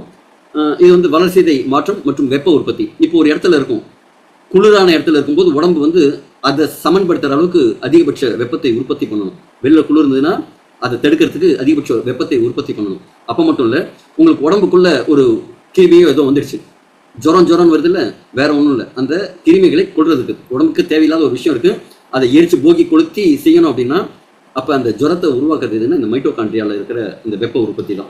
அடுத்தது உயிரணு சமிகை, தகவல் தொடர்பு. உள்ளுக்குள்ள டெலிபதியில் மெசேஜ் போகிற மாதிரி காலை முள்ளு குத்துது, காலை தூக்கு அப்படின்னு சொல்கிற அந்த சிக்னல்லாம் கொடுக்கறதுக்கும் இந்த மைட்டோகாண்ட்ரியா ஆரோக்கியமாக இருந்தால் தான் முடியும். அது மாதிரி ஹார்மோன் உற்பத்திக்கும், தைராய்டு அதே மாதிரி சில ஹார்மோன்லாம் நமக்கு தெரியல, அந்த உற்பத்திக்கு இந்த மைட்டோகாண்ட்ரியா நல்லா இருந்ததுன்னா தான் முடியும். செல் டூப்ளிகேஷன் 1 2 ஆகி 2 4 8 16ன்னு ஒரு 3 கிலோவில் பிறந்த நாம ஒரு 60-70 கிலோ ஆகிருக்கும். காரணம் என்ன அப்படின்னா இந்த செல் பெருக்கம் மற்றும் அந்த டூப்ளிகேஷன் ப்ராசஸ். இந்த விஷயம் வந்து இந்த கட்டுமான தொழில் வந்து நல்லா நடக்கணும்னா மைட்டோகாண்ட்ரியா நல்லா ஆரோக்கியமாக இருக்கும். இது உடம்புல இருக்கிற நச்சுத்தன்மை நீக்கணும், அந்த செயல்பாடு கல்லீரல் செயல்பாடு நல்லா இருக்கணும், இந்த 9 10 2 பாயிண்ட் நல்லா இருக்கணும் அப்படின்னா இந்த மைட்டோகாண்ட்ரியா ஆரோக்கியமாக இருக்கணும். இப்போ இந்த மைட்டோகாண்ட்ரியா ஆரோக்கியமாக இருக்கிறதுக்கு இவ்வளோ விஷயங்கள் நான் சொல்கிறேன். இது எல்லாரையும் நம்ம கடைபிடிச்சிருக்கோம்னா கண்டிப்பாக கிடையாது. இதில் 1 2 கடைபிடிச்சிருந்தா கூட நம்ம கொஞ்சம் ஆரோக்கியமாக இருக்கும். ஆனால் 10க்கு 2 மார்க் வாங்குறதே பெரிய விஷயமா இருக்கு இன்னைக்கு. கரெக்டுங்களா? அப்போ இந்த மைட்டோகாண்ட்ரியாவை நாம் எப்படி பெட்டராக வச்சுக்கிறது? நல்ல மூளை செயல்பாடு வேணுமா, வலுவான இம்யூனிட்டி வேணுமா, ஆரோக்கியமாக வயதாகும் தன்மை, அதாவது வயது ஆகிற மாதிரி இருக்கணும் ஆனால் வயதாகக்கூடாது, அதே மாதிரி தன்மை வேணுமா, ஒரு நல்ல எனர்ஜெட்டிக்காக இருக்கணுமா, ஒரு ஃபிசிக்கல் ஸ்ட்ரென்த்தோடு இருக்கணுமா, ஹார்ட் ஹெல்த்தாக இருக்கணுமா, அப்போ மைட்டோகாண்ட்ரியா நல்லா இருக்கணும். இதுக்கு என்ன செய்யணும்? உடற்பயிற்சி செய்யணும், நல்ல ஊட்டச்சத்துள்ள உணவு சாப்பிடணும், ஸ்ட்ரெஸ் இல்லாமல் இருக்கணும், நச்சுக்களை தவிர்க்கணும். நான் சொன்னல இந்த வெள்ளைகள்லாம் தவிர்க்கணும், அப்படிங்கிற மாதிரி நிறைய விஷயங்கள் தவிர்க்கணும். உடம்புல வந்து அந்த சில் வாட்டரில் குளிக்கிறது, ஃபாஸ்டிங் ஒரு குறிப்பிட்ட இடைவெளியில். இதனால தான் இப்போ நிறையா சமூகத்தில் இப்போ கிறிஸ்டின்லையும் பார்த்தீங்கன்னா அந்த லென்ட் டேஸ் அப்படின்ட்டு விரதம் இருப்பாங்க, நோன்பு இருப்பாங்க முஸ்லீம் சமுதாயத்தினர். நம்ம இதுலேயும் பார்த்தீங்கன்னா ஏகாதசிக்கெல்லாம் விரதம் இருக்கிறது அப்படிம்பாங்க. கிட்டத்தட்ட வருஷத்துக்கு 24 ஏகாதசி வரும். வருஷத்துக்கு 24 நாள் இதே மாதிரி விரதம் இருந்தால் உடம்புக்கு ஆரோக்கியம் பல மடங்கு அதிகமாகுது அப்படின்னு இப்போ லேட்டஸ்ட்டாக சயின்ஸில் கண்டுபிடிச்சு சொல்கிறாங்க. ஆனால் நம்ம மூதாதையர்கள்லாம் அதை தான் ஃபாலோ பண்ணிட்டு இருக்காங்க. இப்போ மைட்டோகாண்ட்ரியாவுக்கு என்ன வேணும்? கோயின்சைம் Q10 வேணும், மெக்னீஷியம் வேணும், பி விட்டமின்ஸ் வேணும், ஒமேகா 3 வேணும், ஆக்சிடேஷன் சப்போர்ட் வேணும், ALA அப்படிங்கிற ஆல்ஃபா லிப்போடிக் ஆசிட்லாம் வேணும். இதெல்லாம் இருந்ததுன்னா மைட்டோகாண்ட்ரியா நல்லாயிருக்கும். இப்போ எனக்கு ஒரு ஷார்ட்கட் வேணும். இப்போ தான் மேட்ருக்கே வரும். ரொம்ப ஒரு ஷார்ட்கட் வேணும். இன்றைக்கி என்ன, ஹோட்டலுக்கு போனால் என்னால் உட்காந்து ஒரு 1/2 மணி நேரம் 3/4 மணி நேரம் சாப்பிட முடியாது. ஃபாஸ்ட் ஃபுட்டில் நின்றுட்டேப்பா 2 இட்லி போடுப்பா, கொஞ்சம் சட்னி ஊற்றுப்பா, சாம்பார் ஊற்றுப்பா அப்படின்னு சீக்கிரம் சாப்பிட்டு போகிறோம். அதே மாதிரி ஒரு ஷார்ட்கட் வேணும். இத்தனை விஷயங்களே என்னால் கடைபிடிக்க முடியல. அப்போ என்ன செஞ்சால் என்னோட மைட்டோகாண்ட்ரியா ஆரோக்கியமாக இருக்கும்? ஓகேங்களா? அதற்கு கிடைத்த விடை தான் இந்த எலிக்சர் மிக்ஸ். இது 12 மூலிகைகள் கலந்த தாவரங்கள் கலந்த ஒரு கலவை. இது பார்த்தீங்கன்னா ஹெர்பல் சப்ளிமெண்ட். இது மெடிசின் கிடையாது, இது மருந்து கிடையாது. நிறைய பேர் சொல்லும்போது மருந்துன்னு பேச்சு வழக்கில் சொல்லுவாங்க. ஆனால் இது வந்து மருந்து கிடையாது, இது வந்து துணை உணவுப் பொருள். இது FSSAI விதிமுறைகள் படி தயாரிக்கப்பட்ட ஒரு துணை உணவுப் பொருள். இது வந்து ஒரு ஃபில்லிங் மெட்டீரியல். உங்கள் சாப்பாட்டில் கிடைக்காத குறையை நிவர்த்தி செய்யக்கூடிய ஒரு துணை உணவுப் பொருள் மட்டுமே தான். இது ஏதோ ஒரு விதமான சிகிச்சைக்கு கேரண்டியா அப்படி கிடையாது. இது உங்களை ஆரோக்கியமாக வச்சுக்கிறதுக்கான ஒரு ப்ரிவென்ஷனுக்கான ஒரு மேட்டர். இது யாருக்கெல்லாம் கொடுக்கலாம் அப்படின்னா எல்லாருமே சாப்பிடலாம். 18 வயதுக்கு மேற்பட்ட எல்லாருமே சாப்பிடக்கூடிய ஒரு பொருள். 18 வயதுக்கு கீழே இருந்தால் ஏதாவது பிரச்சனை இருந்ததுன்னா அது வராமல் பார்த்துக்கணும் அப்படிங்கிற மாதிரினா மருத்துவரோட ஆலோசனை பேரில் எடுத்துக்கலாம். அடுத்தது என்னென்னா, கர்ப்பிணி பெண்கள் எடுத்துக்கக்கூடாது, பாலூட்டும் தாய்மார்கள் எடுத்துக்கக்கூடாது, உறுப்பு மாற்று அறுவை சிகிச்சை வருது. எனக்கு இப்போ கிட்னி மாற்றி வச்சிருக்குங்க சார் அப்படின்னா அவங்களாம் எடுக்கக்கூடாது. இதே ஸ்டென்ட் வச்சிருக்கு, காலில் பிளேட் வச்சிருக்கு அப்படின்னா அவங்களாம் சாப்பிடலாம், அது பிரச்சனை கிடையாது. ஓகேங்களா? இதை நீங்கள் எடுத்துக்கிறதுக்கு முன்னாடி ஒரு சுகாதார நிபுணர்கிட்ட நீங்கள் சஜஷன் எடுத்துக்கிறது பெட்டர். ஓகே, மைட்டோகாண்ட்ரியல் ஹெல்த் இதுதான் நம்ம உடம்போட ஆரோக்கியத்துக்கு முக்கியமான விஷயம். அப்படின்னா நம்ம உடம்புலேருந்து மைட்டோகாண்ட்ரியாவை ரிமூவ் பண்ணியாச்சு அப்படின்னா நம்ம உடல் கிட்டத்தட்ட 10ல் 1 பகுதியாக தான் இருக்கணும். அந்த அளவு மைட்டோகாண்ட்ரியாவோட அளவு வந்து நம்ம உடம்புல இருக்குது. இதில் இருக்கிற 12 விதமான மூலிகைகள் ஃபர்ஸ்ட் மூலிகை டிச்சிலியா காட்டிக்குவா. இது ஒரு பிரேஸ்லிங் ட்ரெஷர்னு சொல்லுவாங்க. இது நரம்பியல் பாதுகாப்புக்கு ரொம்ப சப்போர்ட்டிவாக இருக்குது. மூளை செயல்பாடுகளை மேம்படுத்தி நரம்பு செல்களை பாதுகாத்து ஒரு நினைவாற்றலையும் அறிவாற்றலையும் அதிகமாக கொடுக்குது. இது நேச்சராகவே ஒரு எனர்ஜி பூஸ்டர், ஒரு நல்ல ஒரு ஸ்டெமினாவை, ஹை ஸ்டெமினாவை கொடுக்கும். இது ஒரு சக்தி வாய்ந்த ஆன்டி ஆக்சிடென்ட் இருக்கிறதுனால உடம்புல ஆக்சிஜன் ஏற்றத்தினால வரக்கூடிய பாதிப்புகளை சரி பண்ணுது. அடுத்தது கேட்டிகுவா அப்படிங்கிற விஷயம் மைட்டோகாண்ட்ரியல் செல்லுலார் சுவாசத்தை, அந்த ஆக்சிஜன் இன்டேக்கை வந்து இன்க்ரீஸ் பண்ணுது. அதனால 25லேருந்து 30% வரைக்கும் எனர்ஜி வந்து இன்க்ரீஸ் ஆகுது. இதில் இருக்கிற பயோ ஆக்டிவ் காம்பவுண்ட்ஸ் என்ன செய்யுதுன்னா மைட்டோகாண்ட்ரியல் பயோஜெனிசிஸ் அப்படிங்கக்கூடிய அதோட சிந்தசிஸ் ப்ராசஸை இன்க்ரீஸ் பண்ணி கொடுக்குது. இது வந்து ஆற்றல் அதிகரிக்கிறதுக்கு ரொம்ப சப்போர்ட் பண்ணுது. அடுத்தது இந்த கட்டிகுவாவுக்கு இன்னொரு பேர் என்ன சொல்கிறாங்க அப்படின்னா, 80 வயசுக்கு மேலே இருக்கிற ஒருத்தர் ஒரு குழந்தை பெற்றுக்கிட்டாராம். அதனால தான் அவரோட பேரை இதுக்கு வச்சதா சொல்கிறாங்க. அப்போ பாருங்கள், 80 வயதுக்கு மேலே இருக்கிறவருக்கு ஒரு ஆற்றலை கொடுக்குற அளவுக்கு இது ரொம்ப எக்ஸலண்ட்டான ஒரு ப்ராடக்டாக இருக்குது. இதை காதல் தேவதைன்னு சொல்லுவாங்க. ஆக்சுவலி செக்ஸுவல் ஹெல்த்துக்கு ரொம்ப சப்போர்ட்டிவாக இருக்குது. ஏன் அப்படின்னா உங்கள் ஆற்றல் அதிகமாக தேவைப்படுற இடம்னு செக்ஸுவல் ஹெல்த் டைட்டில் தாம்பத்தியத்தும் போது. ரெண்டாவது செரோனா ரெப்பன்ஸ் சாப் ஆல்மெட்டோங்கிற விஷயம். இது சவுத் ஈஸ்ட் அமெரிக்காவை சேர்ந்த ஒரு குறும் பனாய் தாவரம். இது வந்து பல காலமாக மருத்துவ பயன்பாட்டுக்கு இருக்குது. இங்கே ஓடிஜி ட்ரக்ஸ்னு சொல்கிற மாதிரி மெடிக்கலில் போய் வாங்குற மாதிரி அந்த செரோனா ரெப்பன்ஸ் சாப் ஆல்மெட்டோ சப்ளிமெண்ட்ஸை மருத்துவ பயன்பாட்டுக்காக மருந்து கடைகளே டைரெக்டாக போய் வாங்கி சாப்பிடுவாங்க அமெரிக்காலாம். இது ப்ராஸ்டேட் ஹெல்த்துக்கு ரொம்ப சப்போர்ட் பண்ணுது. ஹார்மோன்ஸ்களை சமநிலைப்படுத்துறதுக்கு சப்போர்ட் பண்ணுது. உடம்புக்குள்ளே இருக்கிற அழற்சிகளை, அதாவது வீக்கங்களை சரி பண்ணுறதுக்கு சப்போர்ட் பண்ணுது. உள்ளே இருக்கிற டிஷ்யூஸ் டேமேஜை சரி பண்ணுறதுக்கு பண்ணுது. இப்போ ப்ராஸ்டேட் ஏன் டிரான்ஸ்பிளான்ட் பேஷண்ட் எடுக்கக்கூடாதுன்னா, அவங்க உடம்புல ஒரு பாகம் இருக்குது, அதை வந்து சப்ரஸ் மெடிசின்ஸ் எடுப்பாங்க. அந்த சப்ரஸ் மெடிசினோட இது கழிவு நீக்கம் ப்ராசஸையும், உடம்புல இருக்கிற கழிவுகள்லாம் வெளித்தள்ளும் ப்ராசஸையும், இது ரெண்டும் சேரும்போது எதிர் வினைவாகும். அதனால தான் டிரான்ஸ்பிளான்ட் பேஷண்ட்ஸ் எடுக்கக்கூடாது. ஓகேவா சார்? அடுத்தது ப்ராஸ்டேட் ஆரோக்கியம். இப்போ வயதான சமயத்தில் என்ன ஆகும்னா, இந்த ப்ராஸ்டேட் வீக்கம் காரணமாக நிறைய பேருக்கு அடிக்கடி யூரினேஷன் ப்ராப்ளம் இருக்கும், ஃப்ரீக்வென்ட் யூரினேஷன். அதெல்லாம் இதில் சரியாகும். அதே மாதிரி இது மைட்டோகாண்ட்ரியல் ஹெல்த்துக்கு பல விதத்தில் சப்போர்ட் பண்ணுது. இதில் இருக்கிற பீட்டா சிட்டோஸ்டால் மற்ற கெமிக்கல், அதாவது பைட்டோஸ்டெரால்கள் அப்படிங்கிற மாதிரி இதெல்லாம் ஆக்சிஜன் ஏற்றத்தை வந்து குறைக்குது. மைட்டோகாண்ட்ரியால டிஎன்ஏ லெவல் டேமேஜ்லேருந்தே பாதுகாக்குது. ப்ராஸ்டேட் ஆரோக்கியத்துக்கு முக்கியமாக இது ரொம்ப சப்போர்ட்டிவாக இருக்குது. அடுத்தது குக்குர்பிட்டா மஸ்டோ. இது மிகுந்த நுண்ணூட்ட சத்துக்கள் இருக்கிறது. இதில் இருக்கிற மெக்னீஷியம், ஜிங்க், காப்பர், அயன்லாம் பார்த்தீங்கன்னா செல்லோட ஆரோக்கியத்துக்கு, மைட்டோகாண்ட்ரியல் ஆரோக்கியத்துக்கு ரொம்ப நல்லது. குறிப்பாக இதய ஆரோக்கியத்துக்கு, இதயத்தில் தான் நிறையா வந்து உங்களுக்கு மைட்டோகாண்ட்ரியல் இருக்குது அப்படின்னு அதுக்கு ரொம்ப சப்போர்ட்டிவாக இருக்கும். அதே மாதிரி நோய் எதிர்ப்பு சக்திக்கு ரொம்ப நல்லது. அதே மாதிரி செல்லுலாருக்கு ஆற்றல்களை நிறையா கொடுக்குறது, அந்த ATP அதிகமாக உற்பத்தி பண்ணுறதுக்கு ரொம்ப சப்போர்ட்டிவாக இருக்கும். இது எல்லாமே இதில் இருக்கிற நுண்ணூட்ட சத்துக்கள் அந்த அளவு ரொம்ப சப்போர்ட்டிவாக இருக்கும். அடுத்தது பங்க்சர் வைன்ங்க இருக்கக்கூடிய நெருஞ்சில் முள். இது தசை வலிமையை இன்க்ரீஸ் பண்ணுது. நீங்கள் எக்ஸசைஸ்லாம் பண்ணும்போது ஒவ்வொரு டிஷ்யூஸும் அதில் இருக்கிற மசில்ஸ் எல்லாம் டேமேஜ் ஆகி அதில் புதுசாக டிஷ்யூஸ் உருவாகும். அதுக்கு இது ரொம்ப சப்போர்ட் பண்ணுது. அந்த ஸ்ட்ரென்த் எக்ஸசைஸ்லாம் பண்ணும்போது அதை தாங்கும் தன்மையை இன்க்ரீஸ் பண்ணி கொடுக்குது. ஹார்மோன் பேலன்ஸுக்கு ரொம்ப சப்போர்ட் பண்ணுது. எது? Puncture vine. இது டெப்லெட்ஸோட மைட்டோகாண்ட்ரியல் பெனிஃபிட்ஸும் நிறையா இருக்குது. இதில் இருக்கிற சாப்போனின்ஸ், புரோட்டோபியோசிஸ் இதெல்லாம் வந்து ரொம்ப சப்போர்ட் பண்ணுது. இது மெட்டபாலிசம் நல்லா இருக்கிறதுக்கும் சப்போர்ட் பண்ணுது. ரெட் பீச் ஸ்டெம் செல் அப்படின்னாலே உடம்புல ஏதாவது ஒரு பாதிப்பு இருக்குன்னா அந்த செல்லை மாற்றி அமைக்கக்கூடிய, அங்கே போய் உட்காந்து செய்யக்கூடிய, நம்ம உடம்புல ஹியூமன் ஸ்டெம் செல்ஸ் இருக்கும். இதே மாதிரி பிளான்ட் ஸ்டெம் செல் வரும்போது ஹியூமன் ஸ்டெம் செல்லுக்கு ஈக்குவலண்ட்டாக இதுவும் ஒர்க் பண்ணுது. இதெல்லாம் என்ன செய்யணும்னா செல்லுலார் லெவலில் ரீஜெனரேஷன் ப்ராசஸ்க்கு ரொம்ப சப்போர்ட் பண்ணும், டிஎன்ஏ லெவலில் பாதுகாப்புக்கு சப்போர்ட் பண்ணும், தோல் ஆரோக்கியத்துக்கு இம்ப்ரூவ் பண்ணும், வயதாகும் தன்மை குறைத்து கொடுக்கும். மைட்டோகாண்ட்ரியல் ரீஜெனரேஷன் இன்க்ரீஸ் பண்ணி கொடுக்கறதுக்கு, அதாவது புதிதாக உருவாகும் செல்ல மைட்டோகாண்ட்ரியலோட ஆரோக்கியம் நல்லா இருக்கிறதுக்கு இது ரொம்ப சப்போர்ட் பண்ணுது. கிரீன் ஆப்பிள் நீண்ட ஆரோக்கியத்துக்கு. ஆக்சுவலி இந்த கிரீன் ஆப்பிள் சுவிட்சர்லாந்தில் விளையக்கூடியது. இதில் ஏதாவது கீரல் விழுந்துன்னா தானாகவே குணப்படுத்திக்குமா, 6 மாதம் வச்சாலும் வீணாக போகாது அப்படிங்கிறது. அந்த அளவுக்கு இதுக்குள்ளே இருக்கிற ஸ்டெம் செல் அவ்வளோ ஆக்டிவான ஸ்டெம் செல்ஸ். அது வந்து நம்ம உடம்புக்கு நிறையா ஹெல்ப் பண்ணுது. குறிப்பாக மைட்டோகாண்ட்ரியல் நிலைத்தன்மை, அதோட செவ்வில் மைட்டோகாண்ட்ரியல் உள்ள 2 வித செவ்வுகள் இருக்குன்னு சொல்லல, அந்த செவ்வுகளோட ஸ்டெபிலிட்டியை இன்க்ரீஸ் பண்ணி கொடுக்குது. ஓகேவா? அடுத்தது எபிமெடியம் கிராண்டிஃப்ளோரம். இது ஹார்னி கோட்வீட்னு சொல்லக்கூடிய ரவுடி ஆட்டுத்தாவரம்னு சொல்லக்கூடிய விஷயம். இது சைன மருத்துவத்தில் 2000 வருடங்களுக்கு மேலாக பயன்படுத்துகிறாங்க. இது உயிர் சக்தியை கொடுக்கும், அபரிமிதமான சக்தியை செல்களுக்கு கொடுக்கும். அதனால தான் இது சில ஆடுகள் இதோட இனப்பெருக்க காலம் தாண்டி இல்லாத காலத்தெல்லாம் ரொம்ப ரவுடி மாதிரி இனப்பெருக்கம் செய்கிறதெல்லாம் பார்த்து என்னென்னு கண்டுபிடிச்சி இதில் அவ்வளவு எனர்ஜி கொடுக்கக்கூடிய விஷயங்கள் இருக்குது அப்படின்னு கண்டுபிடிச்சாங்க. இது உடம்புல நைட்ரிக் ஆக்சைடு அப்படிங்கிற இயற்கையாக ஒரு விஷயத்தை, இப்போ இந்த நைட்ரிக் ஆக்சைடு உற்பத்திக்கு தான் வயக்ரா அப்படிங்கிற நிறைய விஷயங்கள் செயற்கையாக எடுத்துக்கிறாங்க. ஆனால் இயற்கையாக நைட்ரிக் ஆக்சைடை இன்க்ரீஸ் பண்ணி ரத்த நாளங்களை விரிவுபடுத்தி கொடுக்குது. அதனால என்ன ஆகும்னா ரத்த ஓட்டம் உடம்புல நிறையா மேம்படும். ரத்த ஓட்டம் மேம்படும் போது என்ன ஆகும், ஒவ்வொரு செல்லுக்கும் தேவையான நியூட்ரியன்ஸ் எல்லாம் கிடைக்கும். அப்போ செல்லுக்கு நியூட்ரியன்ஸ் கரெக்டாக கிடைச்சதுன்னா மைட்டோகாண்ட்ரியா ரொம்ப ஆரோக்கியமாக இருக்கும். அதே மாதிரி எலும்பு அடர்த்தியாக இருக்கிறதுக்கும் நரம்பியல் செயல்பாடுக்கும் இந்த எபிமெடியம் கிராண்டிஃப்ளோரம் ரொம்ப சப்போர்ட்டிவாக இருக்குது. இது செல்லுலார் மீள் உருவாக்கத்துக்கும் ரொம்ப சப்போர்ட்டிவாக இருக்குது இந்த ஹார்னி கோட்வீட். அடுத்தது கார்டிசெப் அப்படிங்கக்கூடிய ஒரு காளான். இது ஹிமாலயன் கோல்டு, ஹிமாலயன் ட்ரெஷர்னு சொல்லுவாங்க. இதுக்கு இன்னொரு பேர் ஹிமாலயன் வயக்ரான்னு உண்டு. காரணம் என்ன அப்படின்னா, உடம்புல ஆக்சிஜன் இன்டேக் வந்ததுன்னா செல்லுக்கு கொண்டு போய் சேர்த்து செல் அதை உபயோகப்படுத்தும் தன்மையை அதிகரித்து கொடுக்குது. அதனால ஏடிபி அதிகமாக உற்பத்தி ஆகும், களைப்பு சோர்வு இல்லாமல் உடம்பு ஆரோக்கியமாக இருக்கும். அடுத்தது ஆற்றல் இன்க்ரீஸ் ஆகிறதுக்கு இது ரொம்ப சப்போர்ட்டிவாக இருக்குது. ஸ்டிவியா ரெபிடியானா, சீனி துளசி.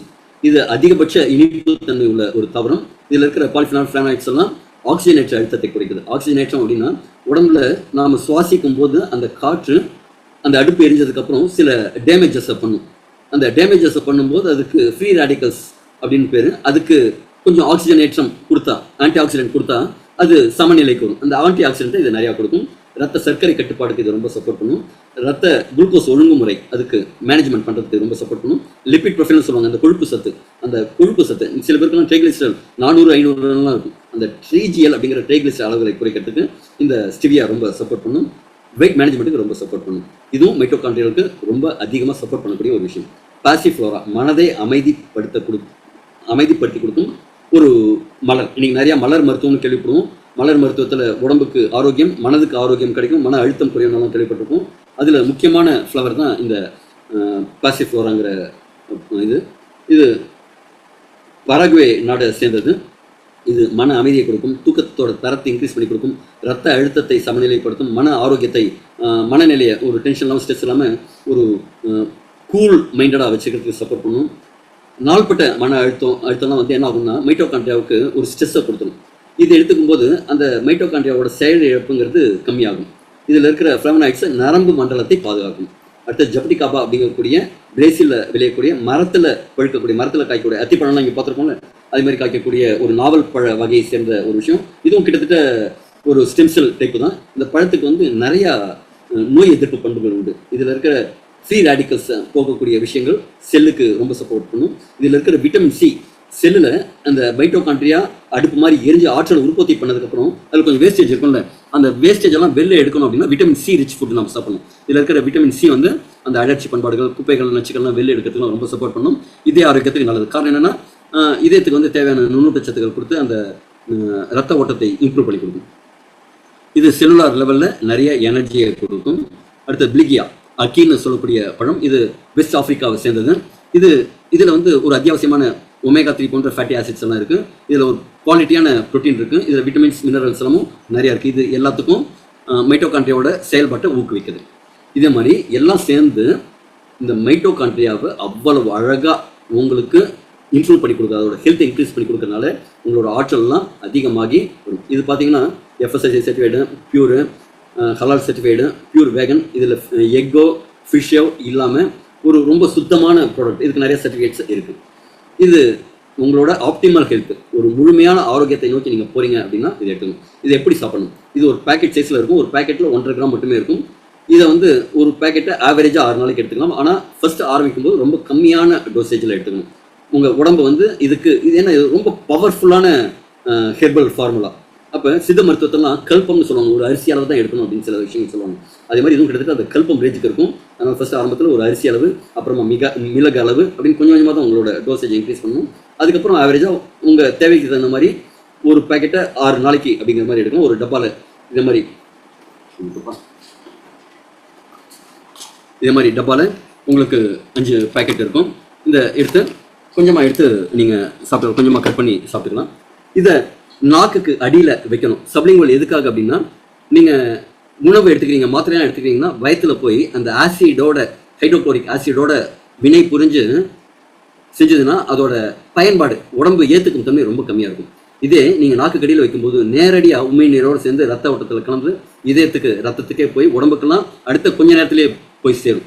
உடம்பு வந்து உடனடியாக ஏற்றுக்கும். அதனால இது சப்லிங்குவல் அட்மினிஸ்ட்ரேஷனில் தான் நம்ம எடுத்துக்கணும். இதை எப்போ சாப்பிடணும்னா, உணவு உண்ட ஒரு 1.5 மணி நேரம் கழிச்சு எடுத்துக்கிறது பெட்டர். அதுவும் குறிப்பாக இரவு நேரத்தில் எடுத்துக்கிறது பெட்டர். அப்போ என்ன ஆகும்னா, உடம்புல அந்த ரிப்பேரிங் ப்ராசஸ் நல்லா நடக்கிற நேரத்தில் இது ரொம்ப நல்லாயிருக்கும். டீடாக்சிஃபிகேஷன் ப்ராசஸ்க்கு ரொம்ப சப்போர்ட் பண்ணும். இதை சாப்பிட்டதுக்கு முன்னாடி நீங்கள் தண்ணி குடிச்சிருக்கலாம். சாப்பிட்ட உடனே தண்ணி குடிக்கக்கூடாது. சாப்பிட்டு ஒரு 15 நிமிஷம் கழிச்சு ஒரு கிளாஸ் வார்ம் வாட்டர் நீங்கள் குடிக்கலாம். அடுத்தது என்ன அப்படின்னா, இது சாப்பிட்றதுக்கு பின்னாடி டீ காஃபியை கண்டிப்பாக அவாய்ட் பண்ணுங்கள். 2 மணி நேரம் முன்னாடியும் பின்னாடி. புகைப்பிடிக்கும் நண்பர்கள் யாராவது இருந்தீங்கன்னா குறைந்தபட்சம் 2 மணி நேரம் அதையும் தவிர்த்துருங்க. சில நண்பர்கள் பார்ட்டி ஏதாவது பண்ணுறாங்க, அவங்களுக்கு கொடுக்க வேண்டியிருக்குன்னா அவங்களுக்கு குறைந்தபட்சம் ஒரு 12 மணி நேரம் கேப் விட்டு எடுத்துக்க சொல்லுங்கள். அதே மாதிரி நாள் முழுக்க நிறைய தண்ணி குடிச்சிட்டே இருக்கணும். இதுக்கு மற்றபடி உணவு கட்டுப்பாடுங்கிறது கிடையாது. நிறைய சத்து உள்ள உணவுகள், கீரை வகைகள் அதே மாதிரி ரெகுலராக உங்கள் ஃபுட்டில் எடுத்துக்கோங்க. அது சப்போர்ட்டிவாக இருக்கும். இது எடுத்துக்கும் போது இந்த டீடாக்சிஃபிகேஷன் ப்ராசஸில் என்ன நடக்கும்னா, உங்களுக்கு ரத்த ஓட்டம் மிகைப்படும். அதனால என்ன ஆகும், உங்களுக்கு ஆக்சிஜன் சப்ளை இன்க்ரீஸ் ஆகும். எல்லா இடத்துக்குமே ரத்த ஓட்டத்தில் இருக்கிற அடைப்புகள்லாம் எடுக்கிறதுக்கு இது சப்போர்ட்டிவாக இருக்கும். அப்போ ரத்த ஓட்டம் அதிகமாகும் போது என்ன நடக்கும்னா, தலைவலி வரத்துக்கு வாய்ப்பு இருக்குது. அதே மாதிரி நுரையீரலில் இருக்கிற கழிவுகள் வெளியேறணும்னா எப்படி வரும், சளி, இருமல், தும்மல் அதே மாதிரி விஷயங்கள் மூலமாக தான் வெளில வரும். உங்களுக்கு ஜலதோஷம் வரலாம், ரன்னிங் நோஸ் இருக்கலாம். அதுக்கெல்லாம் கவலைப்படாதீங்க. இயற்கை உபாதையை நம்ம அடக்கக்கூடாது, வெளியேற்றணும். ஓகேங்களா? அதே மாதிரி காய்ச்சலும் சில பேருக்கு வரலாம். இதெல்லாம் வரும்னு வாய்ப்பு கிடையாது, வரத்துக்கு வாய்ப்பு இருக்குது. அதே மாதிரி வயிற்றுப்போக்கு சில பேருக்கு இருக்கலாம், லூஸ் மோஷன், லூஸ் ஸ்டூல் இருக்கலாம். காரணம் என்னென்னா, நம்ம வயத்தில் கட் ஹெல்த்தில் ஏதாவது விஷயம் நம்ம ஜென்ரலாக சொல்லுவோம், ஃபுட் பாய்சன் ஆயிடுச்சுன்னா என்னங்க, உடம்புக்கு ஒவ்வாத பொருள் உடம்புக்கு வந்துச்சுன்னா வாந்தியாவோ பேதியாவோ வரும். அதே மாதிரி உடம்புக்கு ஒவ்வாத பொருள்கள்லாம் இது அந்த வழியில் வெளிலத்தணும். அதே மாதிரி தோலில் சில சமயம் ரேஷஸ் வரதுக்கு வாய்ப்பு இருக்குது. தோலில் நச்சுகள் இருந்ததுன்னா அது வழியாக தான் வெளியே வரும். அப்போ உங்களுக்கு ரேஷஸ் இருந்ததுன்னா அதுக்கும் பயப்பட வேண்டாம். கீழ் முதுகில் பை சான்ஸ் வெளியே இருந்ததுன்னா அது கிட்னி ஸ்டோன் வெளில போகிறதுக்கான ப்ராசஸ். நெஞ்சரிச்சல் இருந்ததுன்னா உங்களோட வாதத்தில் அமிலத்தன்மையை இது சமன்படுத்துதுன்னு அர்த்தம். வெளியில் தள்ளுறதுக்கான முன்னேற்றம். அப்போ என்ன செய்யணும், நிறைய தண்ணி குடிக்கணும். காலையில் பழைய சோறு நீராகாரம் குடிக்கிறதுங்கிறது நல்லது. விட்டமின் பி அதிகமாக இருக்கிற உணவுகள் எடுத்துக்கிறது நல்லது. கால்சியம் ரிச் ஃபுட் எடுத்துக்கிறது நல்லது. அது வந்து அமிலத்தன்மையை சமன்படுத்தும். இதெல்லாம் கடுமையாக இருந்ததுன்னா நீங்கள் மருந்து ஏதாவது எடுத்துக்கிறதா இருந்தால் எடுத்துக்கலாம். இல்லை அப்படின்னா நான் தாங்கிக்கிறேன் அப்படிங்கிறது, மருந்துகள் எடுத்துக்காமல் அவாய்ட் பண்ணுறதுங்கிறது பெட்டர். இதில் ஏதாவது உங்களுக்கு இதே மாதிரி பெயின் வருது, ஏதாவது வருதுன்னா உங்களுக்கு யார் இதை ப்ராடக்ட் கொடுத்தாங்களோ அவங்கள்ட்ட சொல்லுங்கள். அவங்களுக்கு வேறு ஏதாவது இது என்ன ரெமெடி செஞ்சால் நல்லாயிருக்கும் அப்படிங்கிறதுக்கும் அவங்க சப்போர்ட் பண்ணுவாங்க. இப்போ ஒரே ஒரு விஷயம் தான் கடைசியாக முன்னாடி சொன்னேன் அதே விஷயம். நீங்கள் ஆரோக்கியமாக இருக்கணும் அப்படின்னா, உங்கள் ஆரோக்கியங்கிறது வெறும் உடல் அளவில் இல்லை, பொருளாதாரத்திலையும் ஆரோக்கியமாக இருக்கணும்னா நீங்கள் உடம்புல ஆரோக்கியம் இருந்தால் தான் முடியும். உடம்பு நீங்கள் ஆரோக்கியமாக இருக்கணும்னா இதே மாதிரி வழிமுறைகளை நீங்கள் செயல்படுத்தணும். இதே மாதிரி எல்லாராலையும் எல்லா விதத்தையும் செயல்படுத்த முடியாது. அப்போ என்ன செய்யலாம், அதுக்கு இந்த டீடாக்சிஃபிகேஷன் ப்ராசஸ்க்கு இந்த எலிக்சர் மிக்ஸுங்கிறத எடுத்துக்கலாம். இதை எடுத்துக்கும் போது ஆட்டோமேட்டிக்காக உங்களோட கழிவுகள் நீங்கும். இதை தொடர்ந்து எடுத்துக்கணும்னு அவசியம் இல்லை. ஒரு 3 to 6 மாதம் நீங்கள் எடுத்ததுக்கப்புறம் பிரேக் விடலாம். உங்களுக்கு தேவையான அளவு பிரேக் விடலாம். திருப்பி உங்கள் உடம்பு இல்லைப்பா அந்த எலிக்சர் மிக்ஸ் சாப்பிடும்போது கொஞ்சம் நல்லா இருந்ததுப்பா, அது திருப்பி வாங்கி கொடு அப்படின்னு உங்கள் உடம்பு கேட்டதுன்னா அதுக்கப்புறம் திருப்பி தேவைக்கு தகுந்த மாதிரி வாங்கி கொடுத்துக்கலாம். இப்போ நீங்கள் மருந்து சாப்பிட்றீங்க அப்படின்னா அதை எதுக்கும் காரணத்தை கொண்டு நிறுத்த வேண்டாம். அந்த மருந்து மாத்திரைகள் சாப்பிடும்போது இதை எடுத்துக்கலாம். நீங்கள் ஆயுர்வேதிக் மெடிசன் எடுத்தாலும் சரி, வேறு ஏதாவது ட்ரீட்மெண்ட் எடுத்தாலும் சரி, அதோட சேர்த்து இதை எடுத்துக்கலாம். அது ட்ரீட்மெண்ட், இது ப்ரிவென்ஷன். அதனால் அதோட சேர்த்து எடுத்துக்கோங்க. இது வந்து நோய் தீர்க்கும் மருந்து கிடையாது. உங்கள் நோய் இல்லாமல் உங்களோட ஆரோக்கியத்தை மீட்டெடுக்கக்கூடிய ஒரு விஷயம். நோய்கள் இருக்கணும்னா என்ன காரணங்க, உடம்புல இருக்கிற பிரச்சனைகள் இருக்குன்னு, அதற்கான காரணத்தை களை எடுக்கக்கூடிய ஒரு விஷயம் தான் எலிக்சர் மிக்ஸ். தொடர்ந்து இத்தனை நேரம் நீங்கள் இருந்ததுக்கு உங்களுக்கு முன்னாடி பாராட்டுகள் சொல்லணும். கிட்டத்தட்ட 90 நிமிடங்கள் நீங்கள் இருந்திருக்கீங்க. அத்தனை பேரும் பொறுமையாக கேட்டிருக்கீங்க. இன்றைக்கி மிகப்பெரிய ஞானத்தை தான் நான் உங்களுக்கு கொடுத்துருக்கேன். இதில் எனக்கு மிக்க திருப்தி. லேட்டானதில் எனக்கு கொஞ்சம் கூட வருத்தம் கிடையாது, ரொம்ப திருப்தி. ஏன்னா நான் சொல்ல வந்த விஷயங்களை ஒரு 70-75% சொல்கிறேன். ஆனால் நேரம் கருதி கொஞ்சம் கடைசியில் கொஞ்சம் ஃபாஸ்ட்டாக தான் போயிருக்கேன். இருந்தாலும் உங்களுக்கு தேவையான விஷயம் கிடச்சிருக்குன்னு நினைக்கிறேன். நன்றி, வணக்கம்.